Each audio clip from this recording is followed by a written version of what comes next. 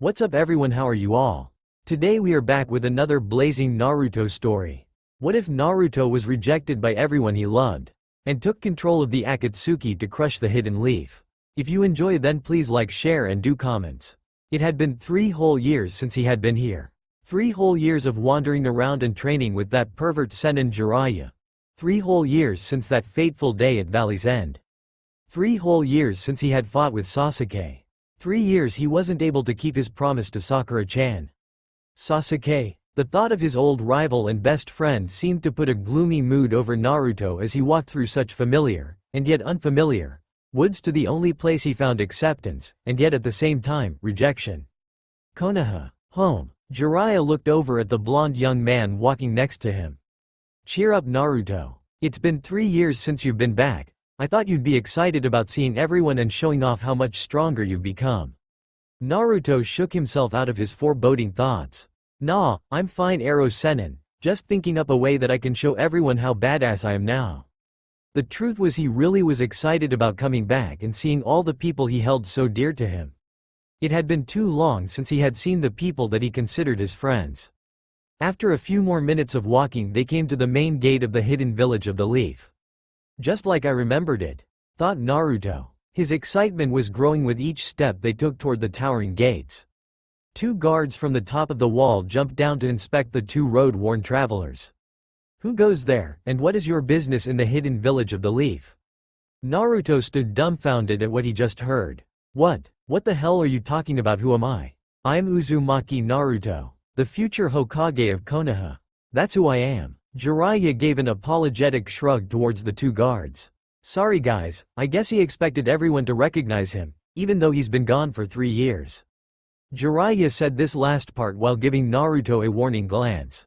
Naruto reluctantly backed off, but still sniffed and turned his back on the 2 guards. One of the guards' eyes lit up with recognition. Ha ha ha ha. It is him. Who could forget Konoha's loudest ninja? I remember watching him at the Chunin exams, when he beat Hyuga Neji. That was an awesome fight. The other guard simply nodded. You're right, it is him. He turned to the white-haired man, who was actually shorter than the blonde ninja standing next to him. Then you must be Jiraiya, the Toad Sannin. Welcome back to Konoha, you're to report directly to Hokage-sama. She's been expecting you. And with that the 2 gate guards gave a signal and the twin gates cranked slowly open. As Naruto and Jiraiya strode by and into the village, one of the gate guards turned to his companion. I didn't know if it was him or not. Last I remembered Uzumaki was one of the shortest ninjas around. Now he's one of the tallest I've seen. His companion merely nodded. He sure has grown in the past 3 years. As they passed through the gate they made their way directly to the Hokage's office near the center of the village. As they walked by houses and stores, people stopped and stared at the 6-foot-plus ninja that was Naruto. Hey Arrow Sennin, why is everyone staring at me? Jiraiya had to crane his neck to look at Naruto's face, probably because they recognize you and are happy that you're back. Jiraiya gave one of his grins. Maybe some girls think you're hot or something. Ha ha ha ha. Naruto could only roll his eyes. Pervert, all he ever thinks about are girls. Come on, let's go see Oba-chan. As they approached the center of the village and the Godime's office, Naruto noticed something was different, but couldn't quite place it. Then it him, holy shit. They got Oba-chan's mug up on the cliff. Look, Jiraiya followed Naruto's pointing finger. Looks like they do. Now I can look at her all the time. Jiraiya suddenly went crashing to the ground as Naruto knocked him on the top of the head. An occurrence that the Toad Sannin had become rather accustomed to. Pervert Sennin. Naruto wondered if the man ever stopped. Tsunade was reading a report on how many missions there were that needed to be completed. It wasn't looking good. 3 years and we still don't have enough ninja to keep up with the missions. Tsunade moaned and lightly banged her forehead on her desk. There was a knock at the door and none other than Hitaki Kakashi stuck his head into the room. Sorry for disturbing your thinking Hokage-sama, but I just returned from my mission, which was a success, and look who I found standing in the waiting room. Kakashi pushed the door open the rest of the way to reveal Naruto and Jiraiya standing in the doorway. Tsunade's face lit up in one of her very few smiles.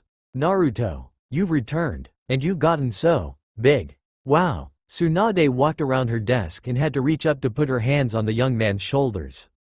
My, haven't you grown up? Naruto grinned and scratched the back of his head. Ah, thanks Oba-chan. I missed seeing you too. And I missed you too. Jiraiya piped up, smiling wide. Tsunade nodded curtly at her former teammate, glad you're not dead yet either Jiraiya. She then turned away from the two, gesturing towards a couple of chairs. Sit, and Kakashi thank you for bringing these two. I'll document your mission as complete. As Kakashi closed the door behind him Tsunade turned to the two sitting across from her. I trust you kept Naruto out of trouble Jiraiya? And Naruto, you have improved very much from what I read in Jiraiya's reports. Naruto grinned. Yeah, it was really great. Ol Arrow Sennin can be a pretty tough sensei. But it was all worth it, I'm loads stronger now. And as if to emphasize the fact Naruto flexed both of his arms in a childish fashion. Tsunade smiled in exasperation, he hasn't changed much, but she had to admit though, the kid was ripped. His body had grown amazingly fast over the 3 short years that he had been gone, and Jiraiya had apparently put him through a large amount of physical training. He wasn't overly muscular like a bodybuilder, but she had no doubt that every muscle under his clothes was defined, hard and powerful. Tsunade gave a warm smile towards the blue-eyed blonde, and how were your travels and experiences with Jiraiya? Tsunade gave a hard stare towards Jiraiya. Jiraiya gulped audibly, catching the hidden meaning of Tsunade's words. Naruto on the other hand just laughed, if you're wondering if I'm still a virgin, don't worry, it was usually up to me to save Jiraiya from certain death when he got caught in the woman's showers. Naruto chuckled, besides I don't need a girlfriend. I'm perfectly fine. Tsunade, however, relieved as she was at the news that Jiraiya's habits seemed to have a reverse effect on Naruto, could see that he wasn't fine.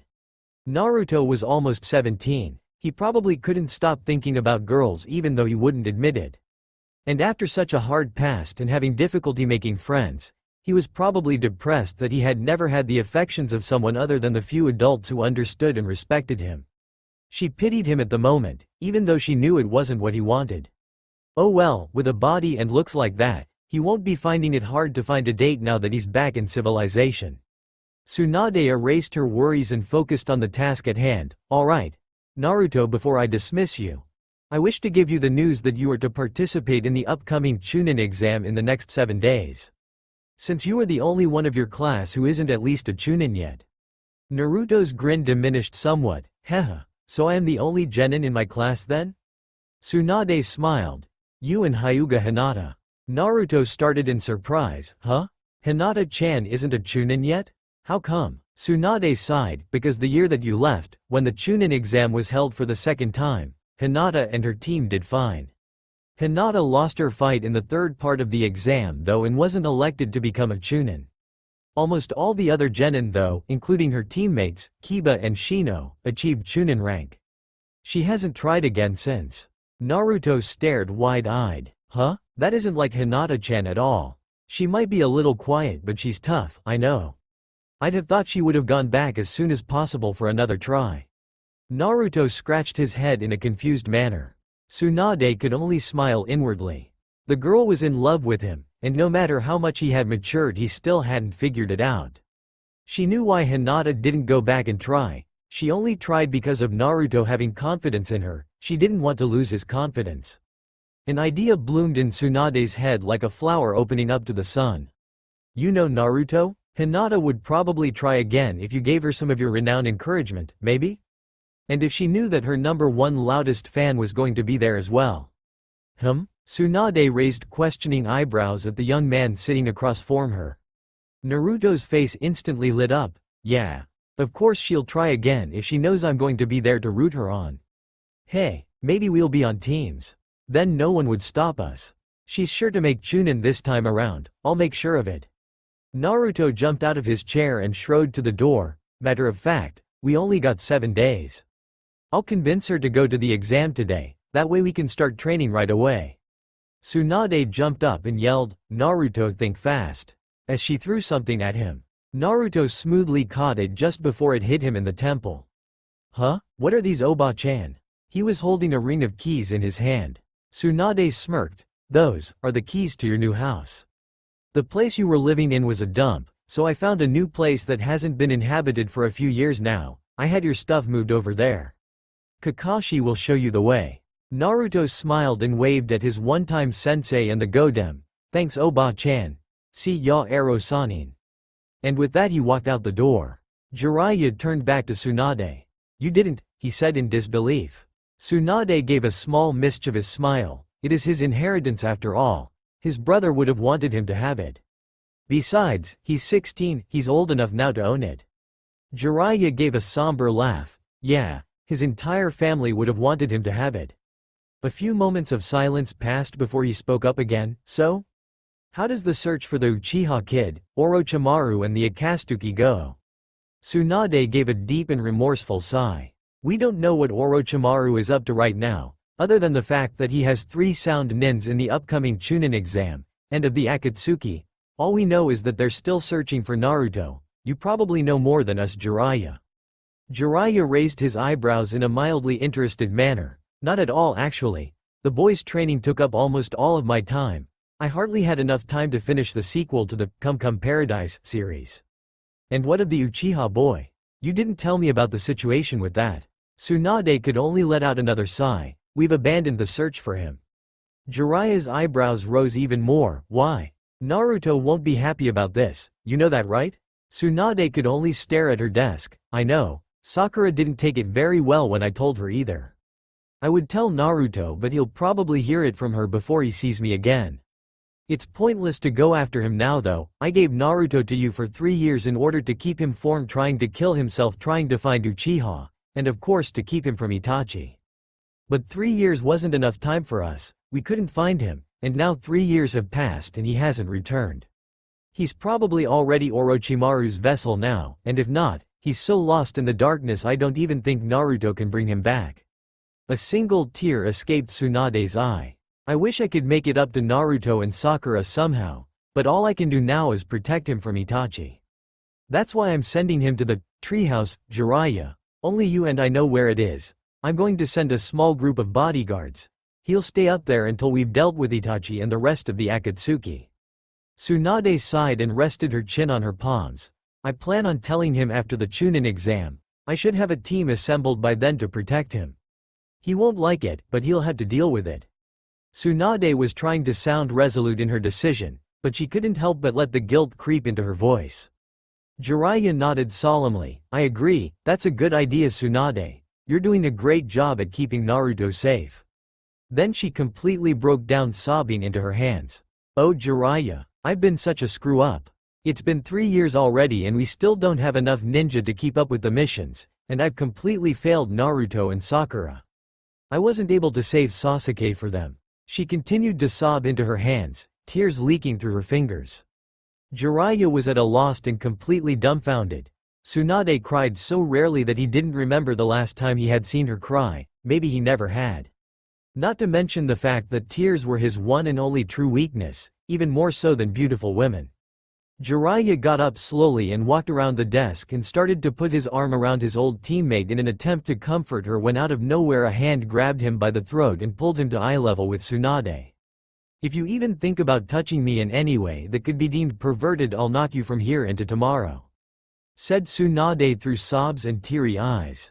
Never crossed my mind, squeaked Jiraiya. And with that, Tsunade threw herself against Jiraiya and continued to sob out all the frustration she had been keeping bottled up for the past 3 years into her teammate's chest as he held her with his arms and waited patiently for her to cry it all out.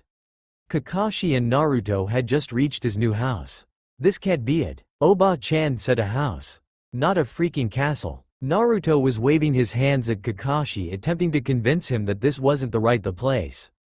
Kakashi gave one of his melodramatic sighs and rolled his eyes. It's the right address, Naruto. I don't know what you're complaining about anyway. Isn't it big enough? Naruto stopped his yelling. Well yeah, it's big enough. It's just, really big. It was true, it wasn't just a house. It was an old abandoned clan house, almost as large as the Hyuga's clan house.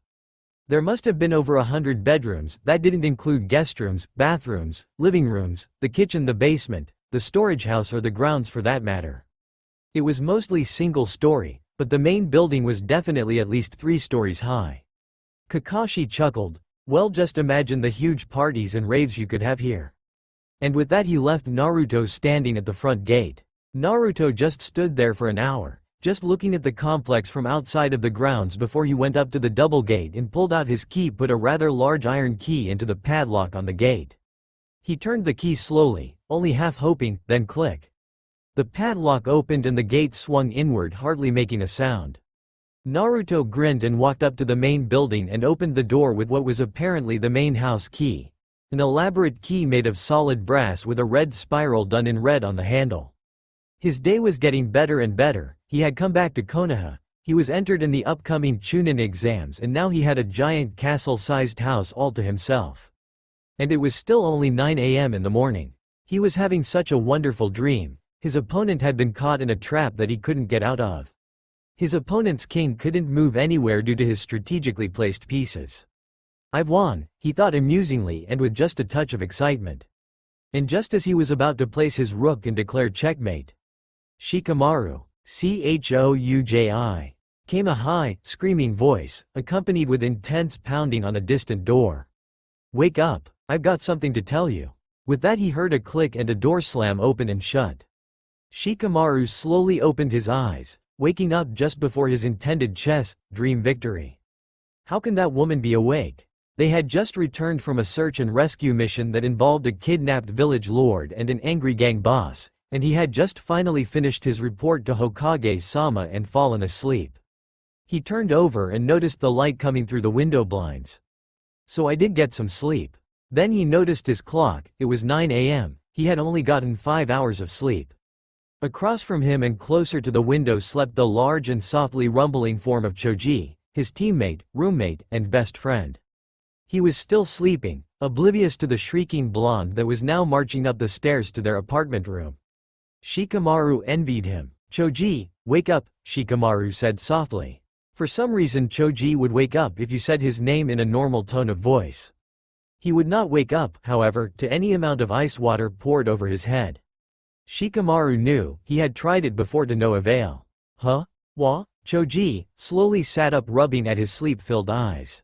"Shikamaru?" Chouji began to yawn and stuck his hand over his mouth. "What, you wake me up for?" Shikamaru rolled his eyes, and got out of bed. He was still dressed in his customary fishnet shirt, but he had left his Chunin vest hanging on his bedpost. Just listen. There came a pounding on their door and another high-pitched yell. "Guys, wake up, I've got some really awesome news." Shikamaru wondered why the door didn't splinter from the force of her yelling. Chouji rolled his eyes as well. He had black bags under his eyes, as did Shikamaru, he noticed.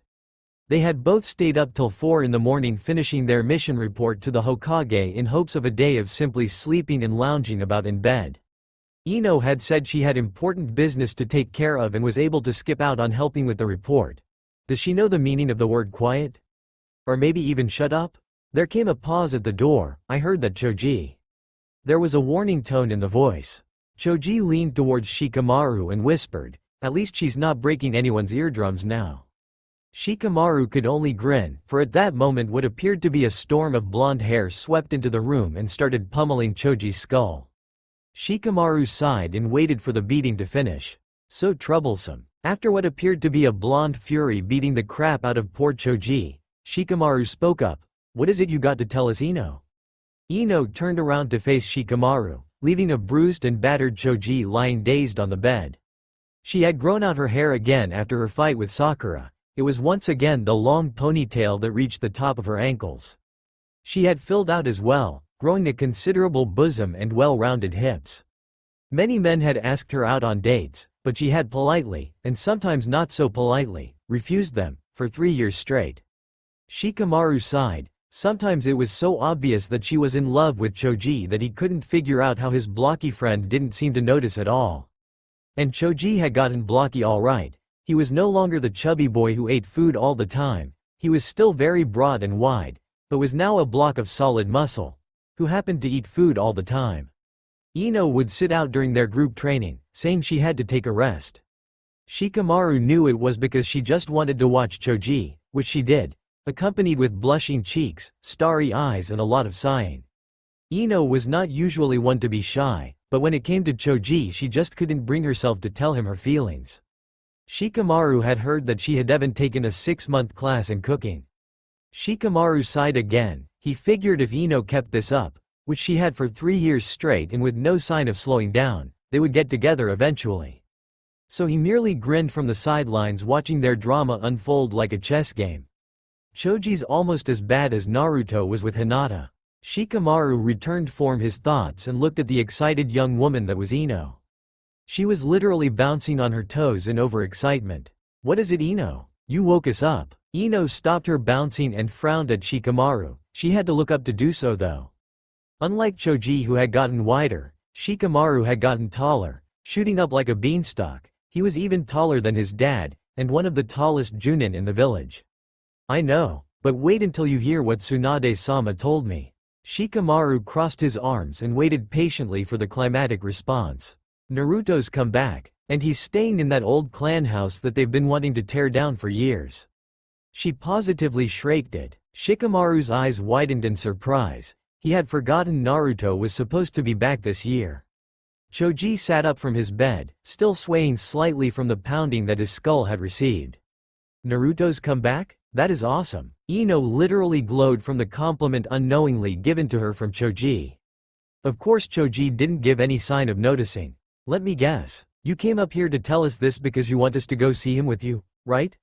Even though Shikamaru would prefer sleep, he wouldn't mind seeing his one-time teammate again. Ino gave one of her flashy smiles that usually caused most men to get down on their hand and knees and crawl towards her drooling like dogs. It had no effect on either of the young men. "Actually, we're going shopping first. We need to get him some homecoming gifts. Meet me back here in 2 hours, and you better have your gifts." With that she sauntered expertly out of the room, exposing her swaying rear for Choji to see. Choji's only response was to raise his eyebrows slightly in mild interest, then turned to his friend with a weak smile. "I guess you and I are going shopping then, huh?" Shikamaru could only shake his head from side to side in an exasperated manner.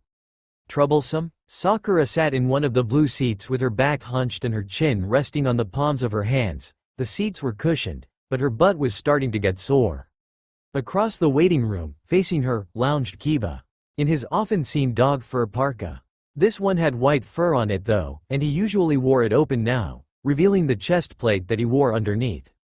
At Kiba's feet, laying with his giant head in his oversized paws, was Akamaru, no longer the small puppy that he once was, but now a rather large white-furred mutt, who, when not fighting, enjoyed tackling anyone in sight and licking their faces to death. Kiba had grown too. He was bigger of course, but the most noticeable difference was his hair, which was now a dark shaggy mane that reached past his shoulders. It could go without saying that he had no reason to wear his parka hood anymore. Sakura had hardly changed at all though, at least in dress. She still wore the same red dress and black shorts, with some minor alterations in design, suggested by Ino, plus she wore black gloves now almost at all times. The gloves were padded and especially made to withstand impact, so that she could perform her earth-shattering taijutsu techniques that Tsunade-sensei had taught her. She had filled out as well though, not as much as she would have liked however. She couldn't help but notice how many men happened to ignore her and stare at Ino's chest as they walked by. Unlike Ino however, she had kept her hair short around the jawline, and kept out of her face with her forehead protector that always sat on top of her head. They were both waiting for Shino to come out of the Hokage's office and finish handing in their mission report, so that they could get back to their apartment and catch some shut-eye. They had just returned from hunting down a runaway genin and returning him to Konoha custody. Finally the door opened and out came the intimidating figure of Shino. He was taller than Kiba and he now wore a black trench coat that reached his ankles and of course had a collar so high it hid half his face. He still wore the black glasses that hid his eyes though. Sakura could also see that he was growing a mustache, so that he was beginning to resemble his father. "Sakura, Hokage-sama wishes to have a word with you."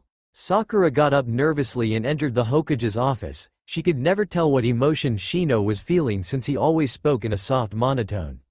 So she didn't know whether she was getting a praise or whether she was on thin ice.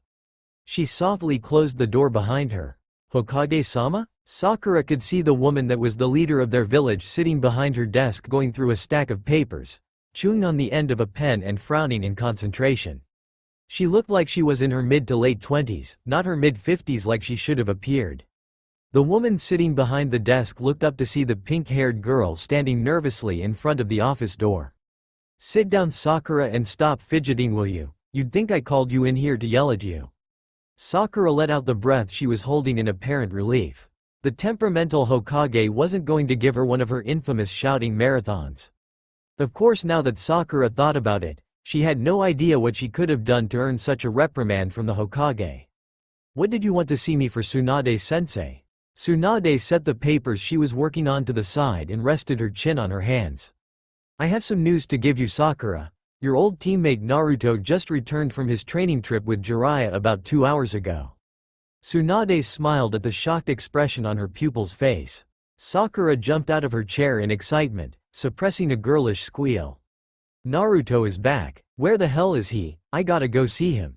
Sakura was nearly exploding with almost uncontained energy. Naruto. She hadn't seen him since he was in the hospital, injured from his battle with Sasuke-kun. They had grown to become close friends then, both caring and worried for Sasuke. Tsunade smiled, remembering her excitement at seeing the young man return unharmed. She had missed him too. But Sakura caught a warning glance in Tsunade's eye and instantly calmed down. What is it, Tsunade-sensei? Tsunade took a deep breath, causing her bosom to stretch against her shirt, prepping herself for what she had to tell her student. Sakura, under any circumstances you cannot tell Naruto about us aborting the search for Sasuke. Sakura felt a well of anger begin to rise up. She still hadn't fully forgiven her sensei for not only abandoning the search for her Sasuke-kun, but for forbidding her of even trying to find him. And why not? Sakura almost spat the words between gritted teeth. Tsunade sighed. She understood Sakura's anger at her. Hell, she was angry at herself for doing it, but it was something that had to be done. You can still tell him, but you have to wait for a week or so after the Chunin exams. I've entered Naruto, and I don't need him getting worried, depressed, angry, over-anxious, or all of the above while he's trying to focus on life and death situations during the exam. Do you understand, Sakura? You can still tell him, but you have to wait a bit. Tsunade leaned back in her chair and waited for her message to sink in. It took several minutes of Sakura silently fuming before she started to see the reasoning behind Tsunade's words. She sighed, almost letting go of all the anger and frustration she had built up, almost. I guess I can wait a bit. But I don't have to like it or pretend I do. And I'm telling him right after the exam, okay? Tsunade breathed a sigh of relief. Sakura had picked up her habit of loud yelling and swinging punches when she got angry. She didn't want to have to knock some control into her best student if she got out of hand. Promise? Sakura bit her lower lip and chewed for a moment before answering. Promise, she said grudgingly. I still don't have to like it though. Tsunade smiled and nodded her head. I didn't expect you to. Now go. I think there's a certain blonde, messy-haired ninja you've been waiting to see. She was glad to see Sakura smile warmly and walk out of the office. At least she didn't slam the door, that was a good sign. Sakura re-entered the waiting room to see Shino and Kiba speaking to each other. Akamaru gave a deep bark when she came out of the office, causing Kiba to look up and smile wolfishly at Sakura. Shino just got done telling me about Naruto getting back. Come on. I can't wait to see the little twerp. Naruto was finding that having a castle-sized house to himself wasn't all it was cracked up to be. He had found his room on the 3rd floor of the main building. It was a big room, with its own bathroom that had a swimming pool-sized bathtub, shower, and even its own sauna. The bed was a huge 4-poster made of solid oak and with silk sheets. There was also a couch, a big screen TV, and a mini kitchen, complete with a full-sized refrigerator. All of his things were in the room, including changes of his old orange jacket and pants that he no longer fit into. And of course a cabinet stocked full of ramen bowls and shin cups. After he dropped off his stuff, he decided to do a little exploring of the premises. The 2nd floor of the main building had 2 honorary guest bedrooms, complete with everything the master bedroom had, except everything was on smaller scale and there wasn't a sauna. The entire 1st floor was one big entry room that could be used as a living room. Here everyone came from the front lawn through the entryway and into the rest of the complex behind the main tower. From the outside one could see that the walls of the entire house were white stucco and the roofs were an emerald-colored tile. The front lawn was longer than it was wide, with a cobblestone walkway that led up to the solid oak door of the main tower. Behind the tower it opened up into a square courtyard that was about 100 feet on each side and surrounded by a covered boardwalk. The courtyard had a sand floor with concrete walkways weaving through it, a little stream that ran from one side to the other, and even a little bridge over the river. And of course a few trees, a couple of boulders and some bushes and flowers to finish off the pretty scene. From the boardwalk one could enter other rooms, including the kitchen and dining room which was on the other side of the main tower, and into other sections of the house complex. Naruto found that the only rooms that were cleaned were the ones in the main tower. Almost every other room in the tower was empty and dusty. The kitchen was devoid of any cooking materials, and the dining room lacked even a table. Of course Naruto figured the table would have to be several yards long in order to fill the narrow room. He could tell he was only expected to live in the main tower. He had everything he needed there. This place was apparently meant for an extensive family, and he was the only one here. He suddenly felt very alone while standing in one of the empty rooms, watching the dust float trough the sunrays. He had no family. He may have never had a family. For all he knew he was the Kyuubi reborn as a child. He quickly rubbed tears from his eyes with the palms of his eyes. He wasn't going to cry about this, he cried enough over it already.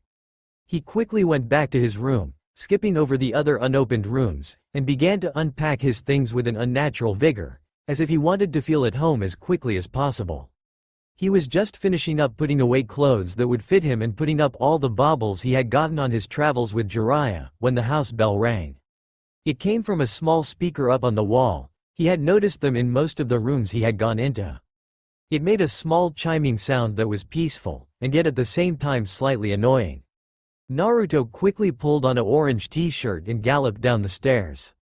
He had been trying to see if his old orange jackets would fit him, only to end up causing the one he tried on to rip down the back as if he was transforming into the Hulk. I guess I've gotten a little bigger since I've worn my old clothes. When Naruto finally reached the front door, the doorbell had already rang twice more. Once he finally opened the door, he was quickly picked off the ground and treated to a rib-crushing hug. Naruto-san. Naruto was being crushed by what appeared to be someone with black hair and wearing a green leotard. Lee-san, you're crushing me.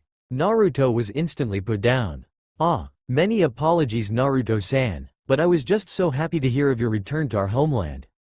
Naruto looked up from his sitting position at the taijutsu master that had saved him from the psychopathic Kimimaro. Rock Lee. He hadn't changed much, other than the fact he had gotten taller and was apparently more toned. He still wore the same green suit and orange stockings complete with bandaged arms. But now he wore a Chunin vest left unzipped, just like his sensei made a guy. Many greetings Naruto-san. I heard rumor of your return and quickly went to see the Hokage and ask of your whereabouts. Then I ran all the way here to see you as soon as possible. Lee smiled and struck his nice guy pose. Naruto could only gape at the amount of energy Lee-san projected. He seemed to be the only person who beat Naruto in stamina and hard work. Hey Lee-san. Naruto stood up and grasped Lee's hand in a vigorous handshake, that ended up with Naruto massaging his hand, wondering how many bones were broken. It's good to see you to Lee-san. Lee-san smiled wider. Many thanks comrade. I have brought you, what do they call it? A homecoming gift? Lee-san produced from his vest a small, poorly wrapped package and handed it to Naruto. Naruto examined the present, which was wrapped in green wrapping paper, which he noticed matched Lee's ninja outfit. Lee, you shouldn't have. Lee let out a jovial laugh. Nonsense my friend. It was my pleasure. Naruto examined the package a bit more before opening it. Inside was a box, and when he opened it he could see that inside lied two neatly folded strips of white cloth. Naruto pulled both out. Each strip was about 4 feet long. What are they? Lee held up his arms and pointed at the white bandages wrapped around his arms and smiled. Try them on Naruto-san. I wish to see how you look in them. Naruto shrugged and began to wrap them around his arms.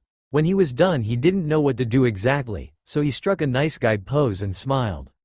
Lee smiled and struck his own nice guy pose. Like a true warrior Naruto-san. You and I, we shall keep the spring of youth alive. Naruto could only laugh good-heartedly. The bandages were quite comfortable actually. He noticed Lee-san was grinning wider and wider and nearly bouncing on his toes from excitement. What is it Lee-san?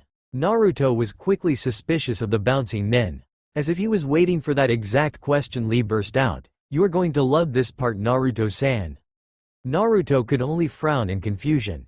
Please my friend, Try gathering your chakra into your armbands. Trust me, you will like this. Naruto continued to frown and began to gather a little bit of chakra into the arm bandages. Okay, now what? Lee-san smiled. Release it. Naruto scowled. What? But Lee was persistent. Just release it. Naruto did as he was asked and was instantly shocked at what he saw. The chakra in his armbands should have dissipated after releasing it, but instead the chakra was still there in the armbands, swirling around, visible to his eyes. Whoa, cool, they store chakra. Lee-san smiled his widest. Yes, they do. They are just like mine. You can store an equivalent amount of chakra in your armbands equal to how much you normally have fully rested, and you can save it for later at any time. I use mine for taijutsu, but you can use it for ninjutsu and genjutsu as well. Naruto was now grinning. Wow. Lee, these are awesome. Thanks. No problem, my friend. The pleasure is all mine. Then Lee got a mischievous glint in his eye. Would you like to try them out, Naruto-san? A friendly one-on-one match maybe? Naruto grinned with just as much mischief. He was really looking forward to seeing how good Lee's taijutsu had gotten. Sure, come on out back. I got this big-ass courtyard out back we can spar in. Shikamaru, Choji and Ino were on their way to Naruto's house. Ino was walking exceptionally close to Choji, who of course didn't seem to notice the attention. Shikamaru looked at the surrounding buildings. Are you sure this the right way, Ino? They were headed towards the direction where the Hyuga and former Uchiha clan houses were located. Ino glared at Shikamaru. Of course this the right way, Yubaka. I would never get us lost. Choji snorted around a mouthful of chips. You got us lost in that forest when we were running away from that gang boss and his thugs, and while we were trying to get the village lord to safety. He then promptly stuffed another handful of chips into his mouth. Ino began to pout. That wasn't my fault, Choji. It was that stupid map the village folk gave us. Shikamaru sighed. Let's just find his house, give him our gifts and get back to bed. I really need to catch up on some sleep. He had bags under his eyes that were probably visible from 100 yards. Shikamaru had in his hand a book on How to Master Chess and Your Opponent. It was his gift to Naruto. Ino looked at it and sniffed. You know he'll never read that, right? Naruto can't possibly be interested in anything that has to do with patience and actual thought process. Shikamaru simply shrugged. If he doesn't, oh well, if he does then maybe it will improve that part about patience and thought process. What about you? You know he's going to kill that little green root, you got him right? Ino turned pink in the face. She was carrying a clay pot with what appeared to be a green stalk with a closed bud sitting atop it. Choji examined it closely for a moment. It doesn't look very impressive. Ino wilted under Choji's words. It's one of my mother's creations. She says it only blooms on a special occasion. She wouldn't tell me what it was, she just said it would be perfect for Naruto. Choji looked up from the sorry excuse of a plant. Your mom made it? Ino instantly brightened at the chance to explain to Choji how her mother was able to design her own breed of flowers by using chakra. After she had finished the explanation and leaving a highly confused Choji, she decided to comment on his present. Your present was probably the best choice for him, Choji. Choji was carrying a large box in both arms. On the front it said in big words, make your own homemade ramen. Choji shrugged. Yeah, I know he's obsessed with ramen, so I figured he'd like this. Shikamaru shook his head. Funny how both Choji's and Naruto's interests ran so close together. They hadn't walked much farther when they heard a deep barking from behind them. Hey, Ino pig, wait up. Ino spun around and was embraced by her best pink-haired friend. Are you guys going to see Naruto too? Sakura asked. Ino nodded and showed her gift. We got him homecoming gifts, what about you guys? Kiba grinned mischievously and squatted down to pet his wolf-sized dog. Akamaru here has got a big slobbery kiss for our sorely missed Naruto-kun, don't we, Akamaru? Akamaru answered with a deep bark in agreement. Shino displayed a glass case that was filled with pinned butterflies, some so colorful they resembled rainbows. I went into the woods and gathered these for Naruto, he can hang it on his wall. Ino Google-eyed the butterflies, they're so colorful, I didn't even know some of these existed here in Konoha. Ino then turned to Sakura, and what did you get our number one short and loud ninja? Sakura looked at Ino with knowing smile. That's for me to know and you find out, Ino pig. Ino grinned wickedly. Ooh, forehead girl got Naruto some smoochy I think. Sakura blushed at the suggestion. No, I didn't. It's just something that both of us find some importance in. You wouldn't understand. And with that she stuck her nose in the air and strode past Ino towards Naruto's house. The others followed behind, sniggering amongst themselves. Rasengan. Naruto slammed the whirling vortex of energy into the boulder, completely demolishing it. Lee-san had just been standing there a split second ago. Shit, he has really gotten faster. Naruto heard the taijutsu master's voice behind him. Aha, not bad Naruto-san, but you'll have to be faster than that if you wish to hit me. With that, Rock Lee charged Naruto and performed a sweep kick with his right leg. Naruto easily dodged it by ducking low, but Lee kept spinning and brought his foot back around for a second kick. It was so fast that Naruto didn't have time to even block. Lee's foot connected with Naruto's face and sent him skidding into a tree about 20 feet away. That was the third time Lee had sent Naruto flying. Naruto got up quickly, on the lookout for any follow-up attacks. I am impressed, Naruto-san. You stand up when many would fall with such hits. Naruto merely grinned. He was having the time of his life. Lee-san grinned too and charged again. Halfway to Naruto he suddenly seemed to become blurry and then disappeared from sight. Behind me. But when Naruto turned to look, there was only a blur of what was Lee-san. In front of you, my friend. As Naruto turned he found another foot connecting with his face. Naruto slowly got up again. His face was starting to get sore. Fine, I've got a couple of tricks up my sleeve to slow him down. Lee charged again, but this time Naruto was ready. He had gathered as much chakra that he could hold in the center of his body, and Lee was almost on him. He did something that would make Hyuga Neji proud. He released all of the energy in a blast that emanated from every part of his body. Lee-san was in the air up above Naruto when the blast hit. He was now trying to force his way through the swirling vortex with his fist, just as Naruto had hoped. Naruto quickly did some hand seals and yelled, "Taiju no Jutsu." Hand shackle technique.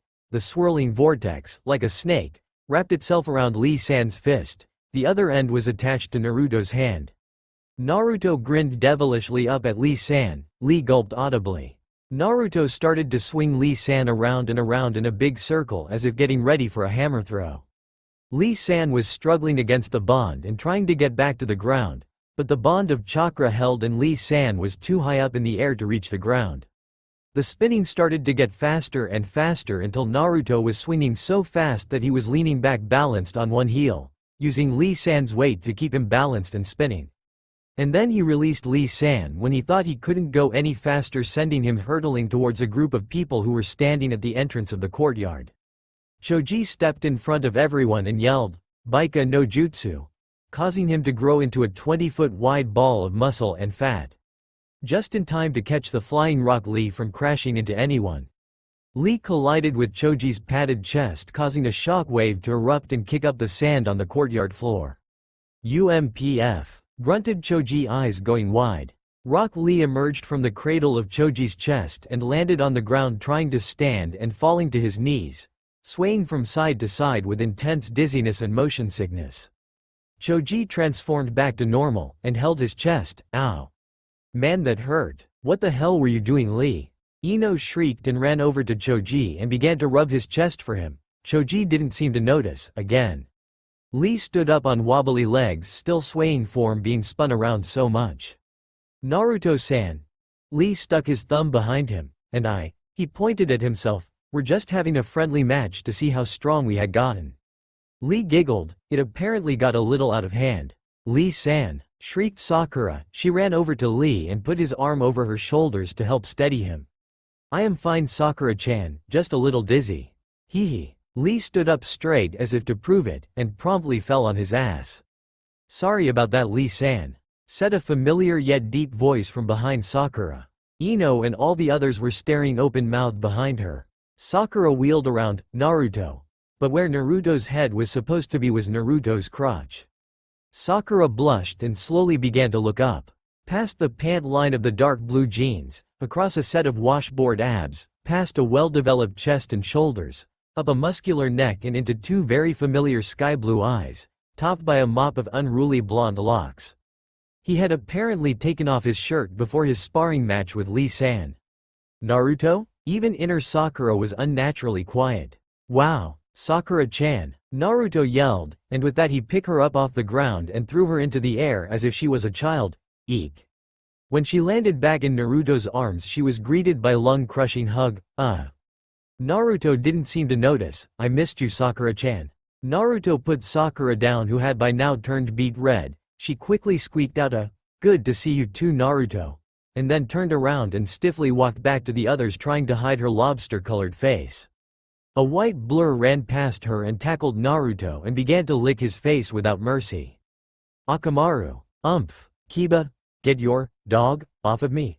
Naruto spluttered the words, trying to keep dog drool from entering his mouth. Kiba and the others were doubled over in laughter. Kiba was rolling on the ground. Okay, Akamaru, get your hairy butt back over here before Naruto decides to whip it, panted Kiba after he had gained some control. Naruto scowled at Kiba. I guess that was your gift to me, huh? Figures you'd get me back for beating the crap out of you at the Chunin exam. Kiba rolled his eyes. Ha. Very funny, smart ass. Naruto grinned to himself. It's good seeing you too, Kiba. Shikamaru shrugged. Might as well get this over with so I can get back home and sleep. Naruto nodded his head. Come on then, everyone back inside. He made shooing gestures with his hands towards the house. Everyone gathered inside the main living room on the first floor, sitting on the many couches. Damn, I have to say, your house is huge, Naruto, exclaimed Kiba. Naruto scratched the back of his head and gave an embarrassed smile. Yeah, it sure is. I have no idea why Oba-chan gave it to me. Ino and Sakura weren't paying any attention to the boys' conversation. Instead they were still staring pop-eyed at Naruto's shirtless upper half. Shikamaru noticed the bandages wrapped around Naruto's arms. I'm guessing those are from Lee-san? Well anyway, here's my gift. I don't expect you to read it or anything, but if you do it'll help you a lot on things like strategy situations that you find in battles. Naruto examined the book. Sweet. I've always wondered how you played that stupid game. Thanks, Shikamaru. Shikamaru rolled his eyes in exasperation and sat back down next to Choji. Naruto was confused but grateful for Ino's gift. It's the thought that counts, Ino-chan. Ino sighed. Yeah, and sat back down on the other side of Choji. Naruto complimented Shino's gift. It's awesome. I'll hang it on my wall. Shino nodded. I'm glad you like it, Naruto-kun. It's good to have you back home. Then of course Naruto was ecstatic over Choji's gift. Sweet. You can make up your own flavors. Choji nodded his head vigorously. I've already got one. Here, I'll tell you my favorite recipe. With that he leaned over and whispered into Naruto's ear as his eyes began to grow wider and sparkle. Hell yeah. I've gotta try that one.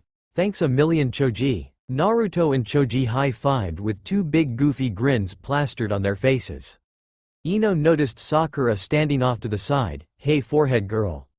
What about your mystery gift? Well, Naruto looked around in surprise. Huh? You got a gift for me, Sakura-chan? And I thought being able to see you again was enough. Sakura blushed and nodded meekly, then walked up to Naruto, staring at the ground in front of her. Naruto looked down at her with concern etched onto his face. What is it, Sakura-chan? Sakura reached in her pack that was slung on her back and slowly pulled out what looked to be a thick blade with a large ring on one end. Naruto's eyes widened in instant recognition. He took the weapon from Sakura's hands and flicked his wrist, causing 3 more blades to unwind into what looked like a bladed windmill with the ring in the middle. It was a Fuma shuriken. More importantly, to Naruto, it was the Fuma shuriken used by Uchiha Sasuke on their first ever A-rank mission as a genin team. Naruto looked down and saw tears streaking Sakura-chan's face. Slowly, realization dawned on Naruto. They hadn't found Sasuke. Sakura-chan. Naruto had such sorrow and worry on his face that Sakura couldn't take it any longer. Oh, Naruto. And she threw herself at Naruto and began to sob her pain into his chest. Sakura-chan. Naruto felt like crying himself. He had hoped that when he got back that Sasuke would be waiting and safe. He had fooled himself. He gently wrapped his arms around Sakura and let her cry out her sorrow, trying his best to keep his hidden. The rest of the group had turned their faces from the dramatic scene out of embarrassment. Even Akamaru hid his face in his paws. All except Ino, who was sighing and gazing starry-eyed at the pair in front of her. Shikamaru coughed and Sakura-chan quickly pushed away from Naruto, blushing and embarrassed at what she had just done. But when she looked into Naruto's eyes she realized that she had nothing to fear, he hadn't taken it the wrong way. Naruto knew he had lost to Sasuke when it came to Sakura-chan, he knew that long ago. And he saw that in her face just then. They were friends, very good friends now, but still just friends. He smiled sheepishly, letting her know he understood. If he couldn't have her as his girlfriend then he would help her deal with Sasuke, in whatever way that was. Sakura was considering telling Naruto everything right then, despite her promise to Tsunade-sensei. When Shikamaru and Choji stood up. "Well, it's 2 o'clock, I'm going home and I plan on sleeping the rest of the day." He said the last part while glaring at Ino. She rolled her eyes in annoyance. "Sure. Whatever." Naruto's head snapped up. 2 o'clock. He grabbed all his gifts and put them in a pile next to one of the couches, and pulled on his orange shirt while running towards the front door. "Hey, sorry guys. But I'll see you tomorrow I guess, later," and with that he ran out of the house and towards the front gate. Sakura yelled after him, "Naruto. Where are you going?" Naruto yelled over his shoulder while waving goodbye, "I've gotta go see Hinata-chan. It's important, later," and exited the front lawn and began to run down the street towards the Hyuga clan house. Ino frowned with confusion. What's so important about Hinata-chan that he has to run out on us at only 2 o'clock in the afternoon? Shikamaru sighed and walked down the steps from the front door heading towards the gate and ultimately, bed. He sighed again and looked at the clouds in the sky. Was he the only one that ever noticed these things? Naruto ran as fast as he could. He hoped he remembered where the Hyuga house was. Luckily it wasn't too far away from his own clan house. He had gotten back to Konoha somewhere between 7 and 8 in the morning. He had been planning on convincing Hinata-chan to join him in the Chunin exam and start their training that day. However, he had gotten caught up in exploring his new home. Then Lee-san had come and challenged him to a friendly, one-on-one sparring match that turned a little rough halfway through. Then everyone else from his graduating class had come and given him homecoming gifts, including Lee-san, all except Hinata-chan. It was already past 2 in the afternoon and it would be evening soon. He had to convince Hinata-chan now, so that they could get some training in before she had to go home. Naruto spotted the walled compound that was the Hyuga clan house. Above the double iron gate was painted the Hyuga clan symbol of the teardrop-shaped flame. He silently shouted with joy that he had found the house so quickly. He came up to the iron-bound gate and noticed it was locked. There was a doorbell complete with an intercom next to the gate.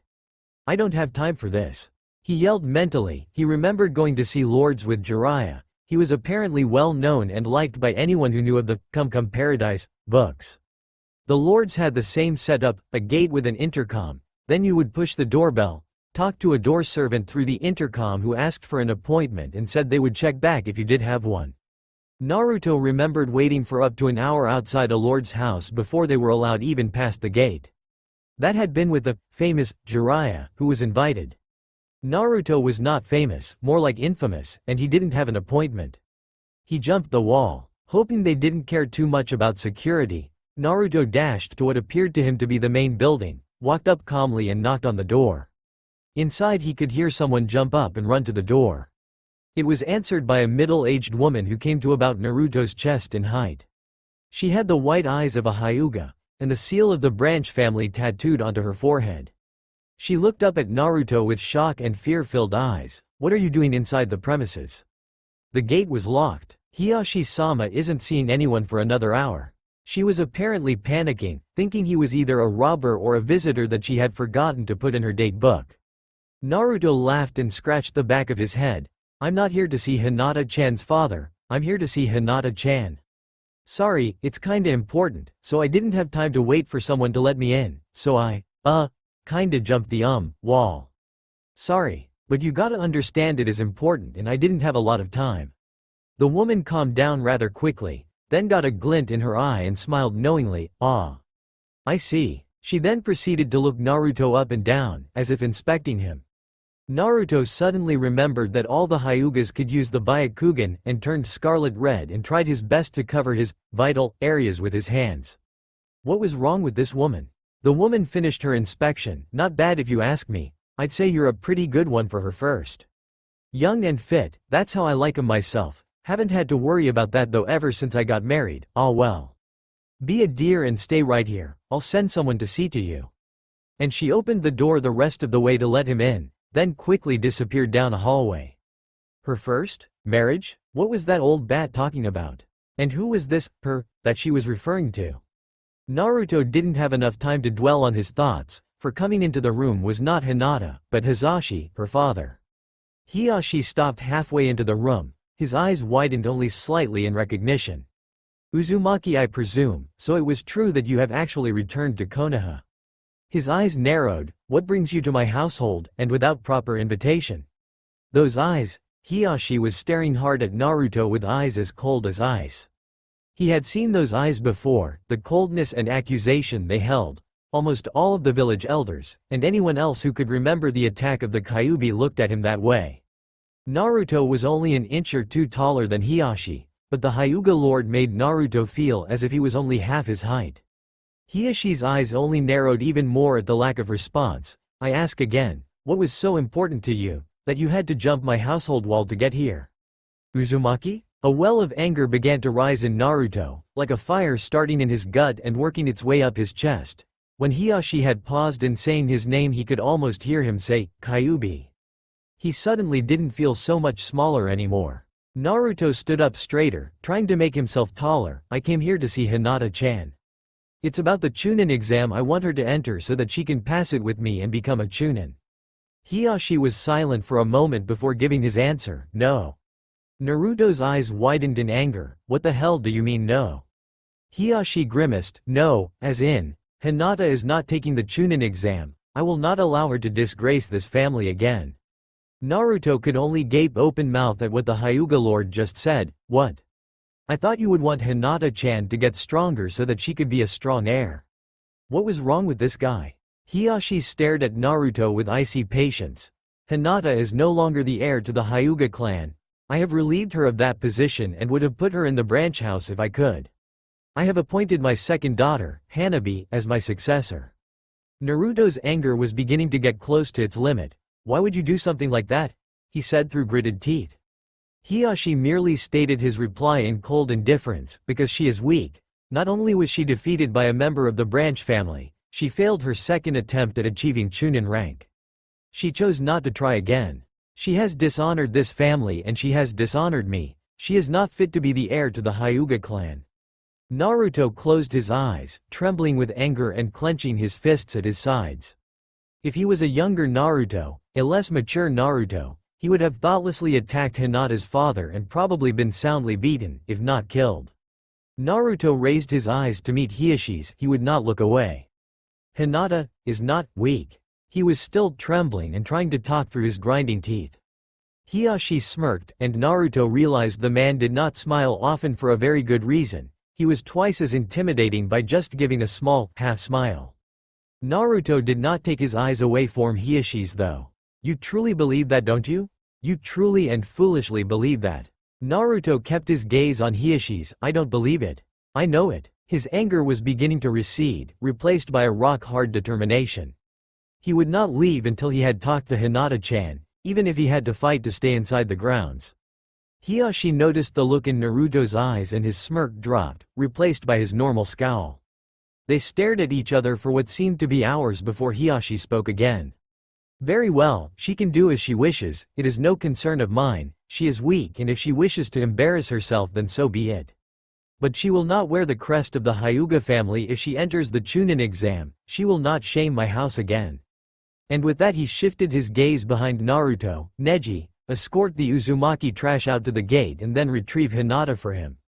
He then turned around with a flourish of his robes and strode down the hall he had come from. Naruto glared at the retreating back of Hyuga Hiashi until he disappeared behind a corner. He then turned around to see a very familiar face calmly watching him. Neji was leaning against the wall with his arms crossed over his chest and his ankles crossed.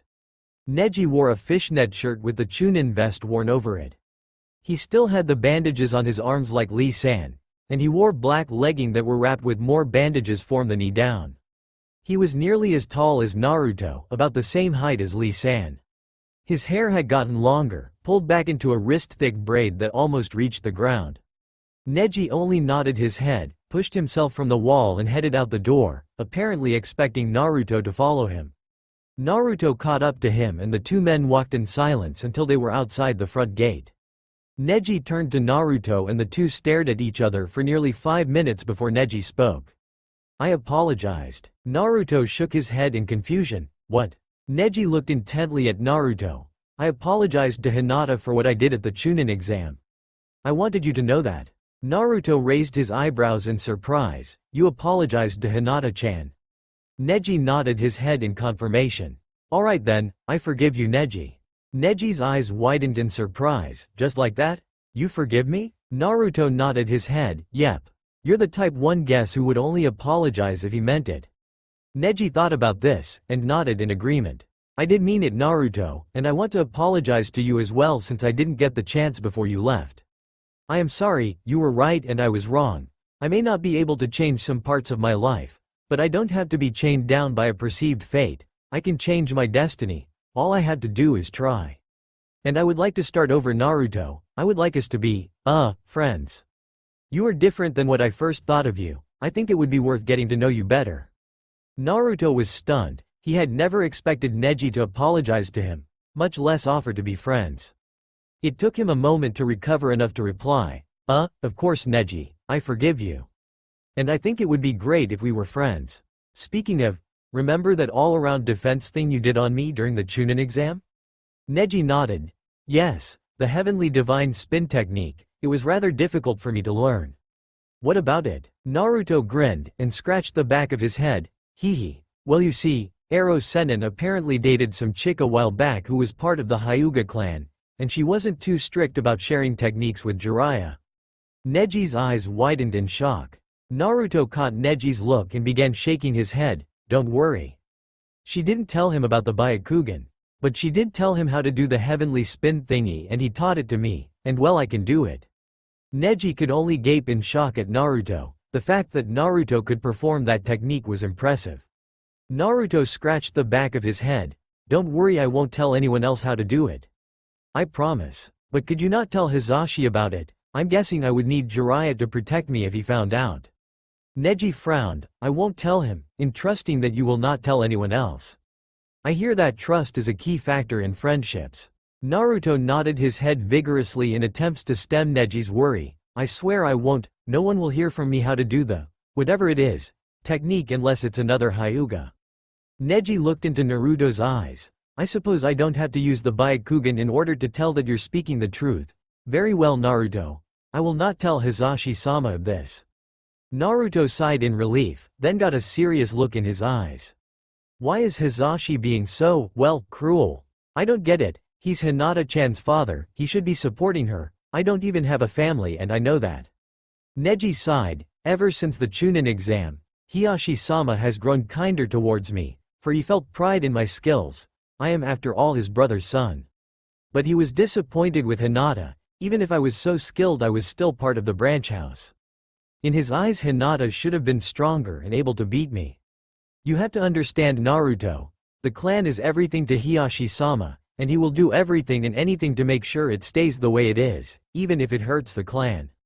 He believes strength lies in tradition and so he will never sway from that path."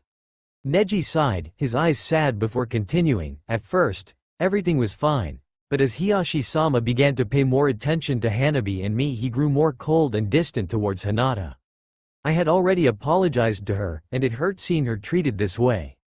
Then after she failed the second Chunin exam, Hiashi-sama renounced Hinata as the heir by announcing Hanabi as the heir in full ceremony. Hinata was crushed, not that she desired to be the heir, but because of her father's rejection.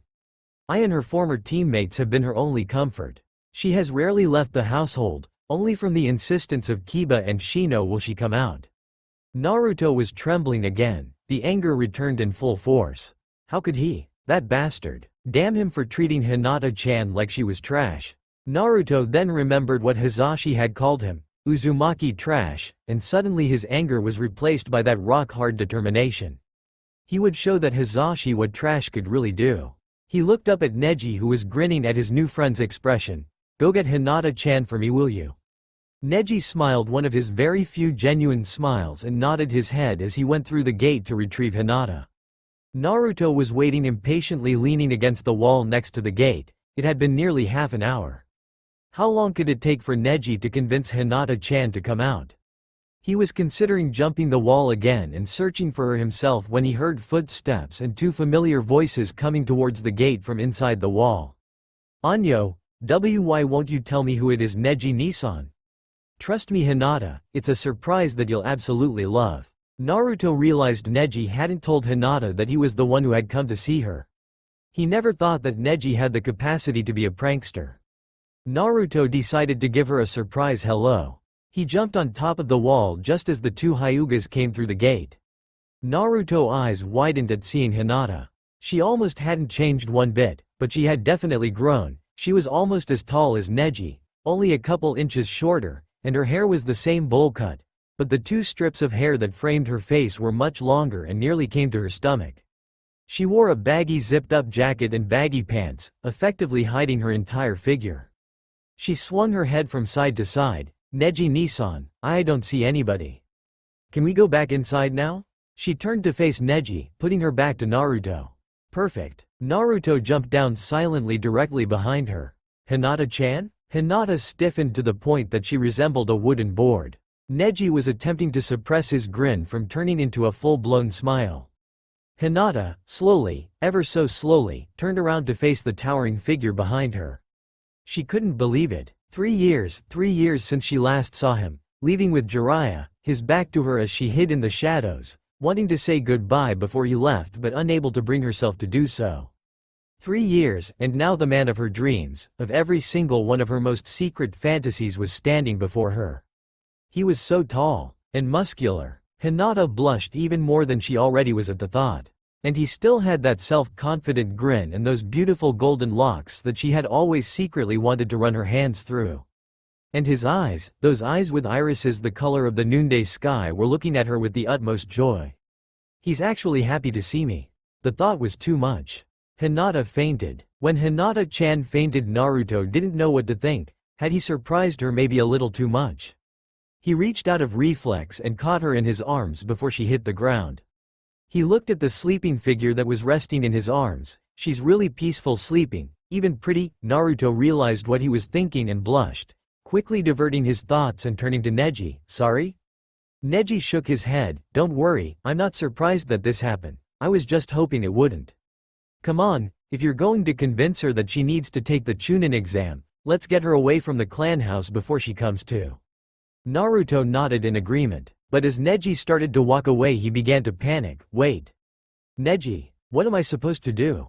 He gestured with his head at the sleeping woman in his arms. Neji simply shrugged. "Looks like you gotta carry her. Come on. I know a good place you two can talk." Naruto looked down at Hinata-chan, then sighed and shrugged. "Oh well." He put one arm behind her shoulders and one underneath her knees and started to follow Neji.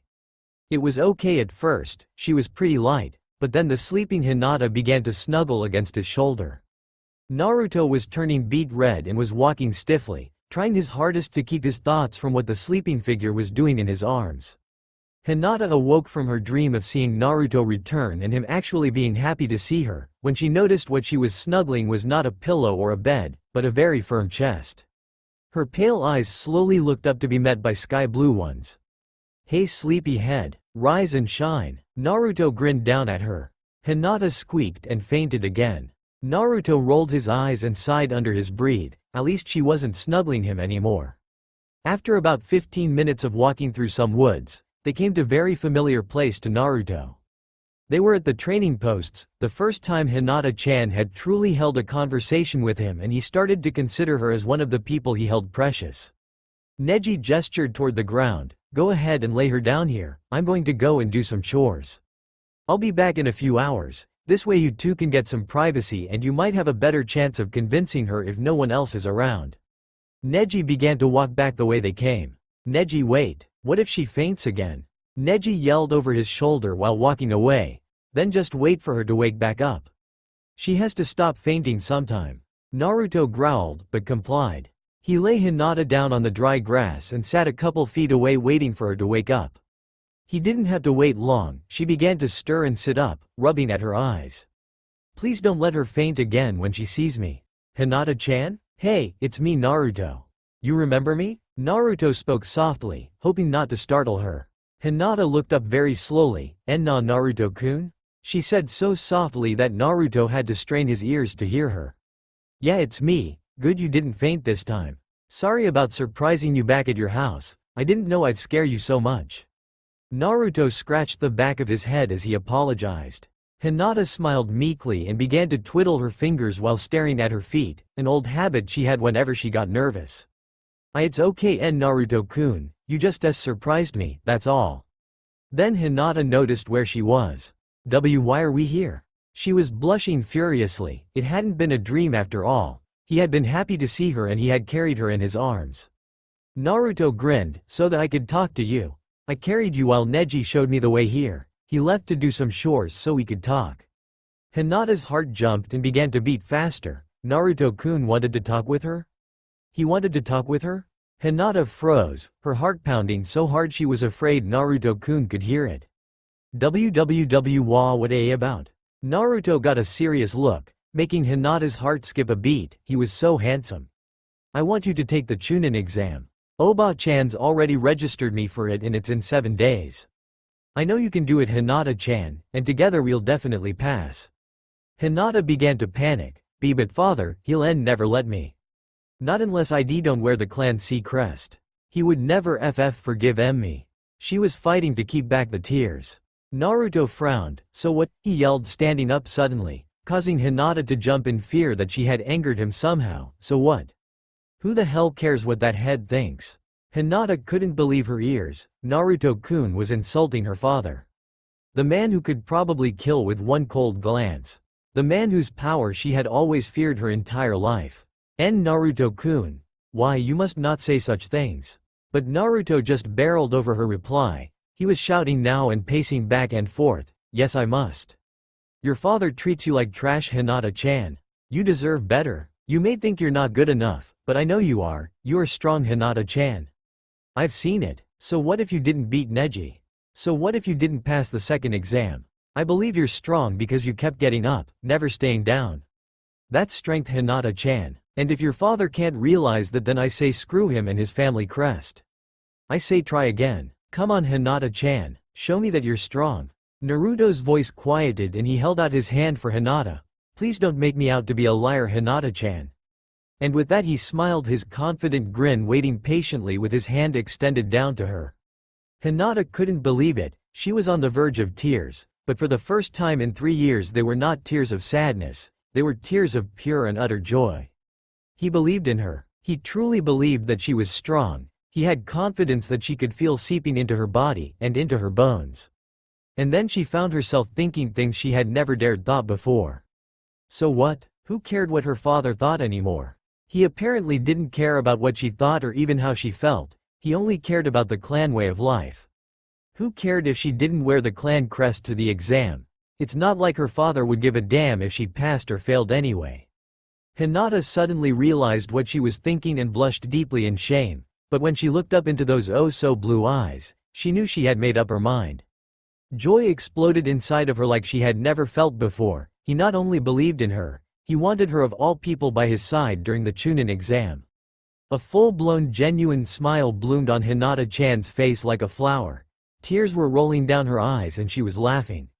Naruto couldn't help but smile and laugh too. He had never seen her smile like that before. He had to get her to do it more often. She was really pretty when she did. Then unexpectedly she threw herself past his outstretched hand and into his chest, wrapping arms around him and burying her face in his chest. Yes, I will take the Chunin exam with you." Then she suddenly realized what she had done on pure impulse. She was hugging him. She instantly turned as red as a lobster. But before she could retreat or stammer an apology, Naruto wrapped his arms around her and picked her up. "That's great Hinata-chan. I'm glad you're going to be there with me." Hinata was so stunned at the fact that the man of her dreams was hugging her that she couldn't even think of hugging him back before he put her down. "Alright then Hinata, we got some work to do. We gotta train every day before the exam starts. So let's start now before it gets dark. We still got plenty of light left." They did. Actually, it was only 4 o'clock. Hinata was still blushing. "Anyo, what are we going to be working on Naruto-kun?" She was twiddling her fingers again.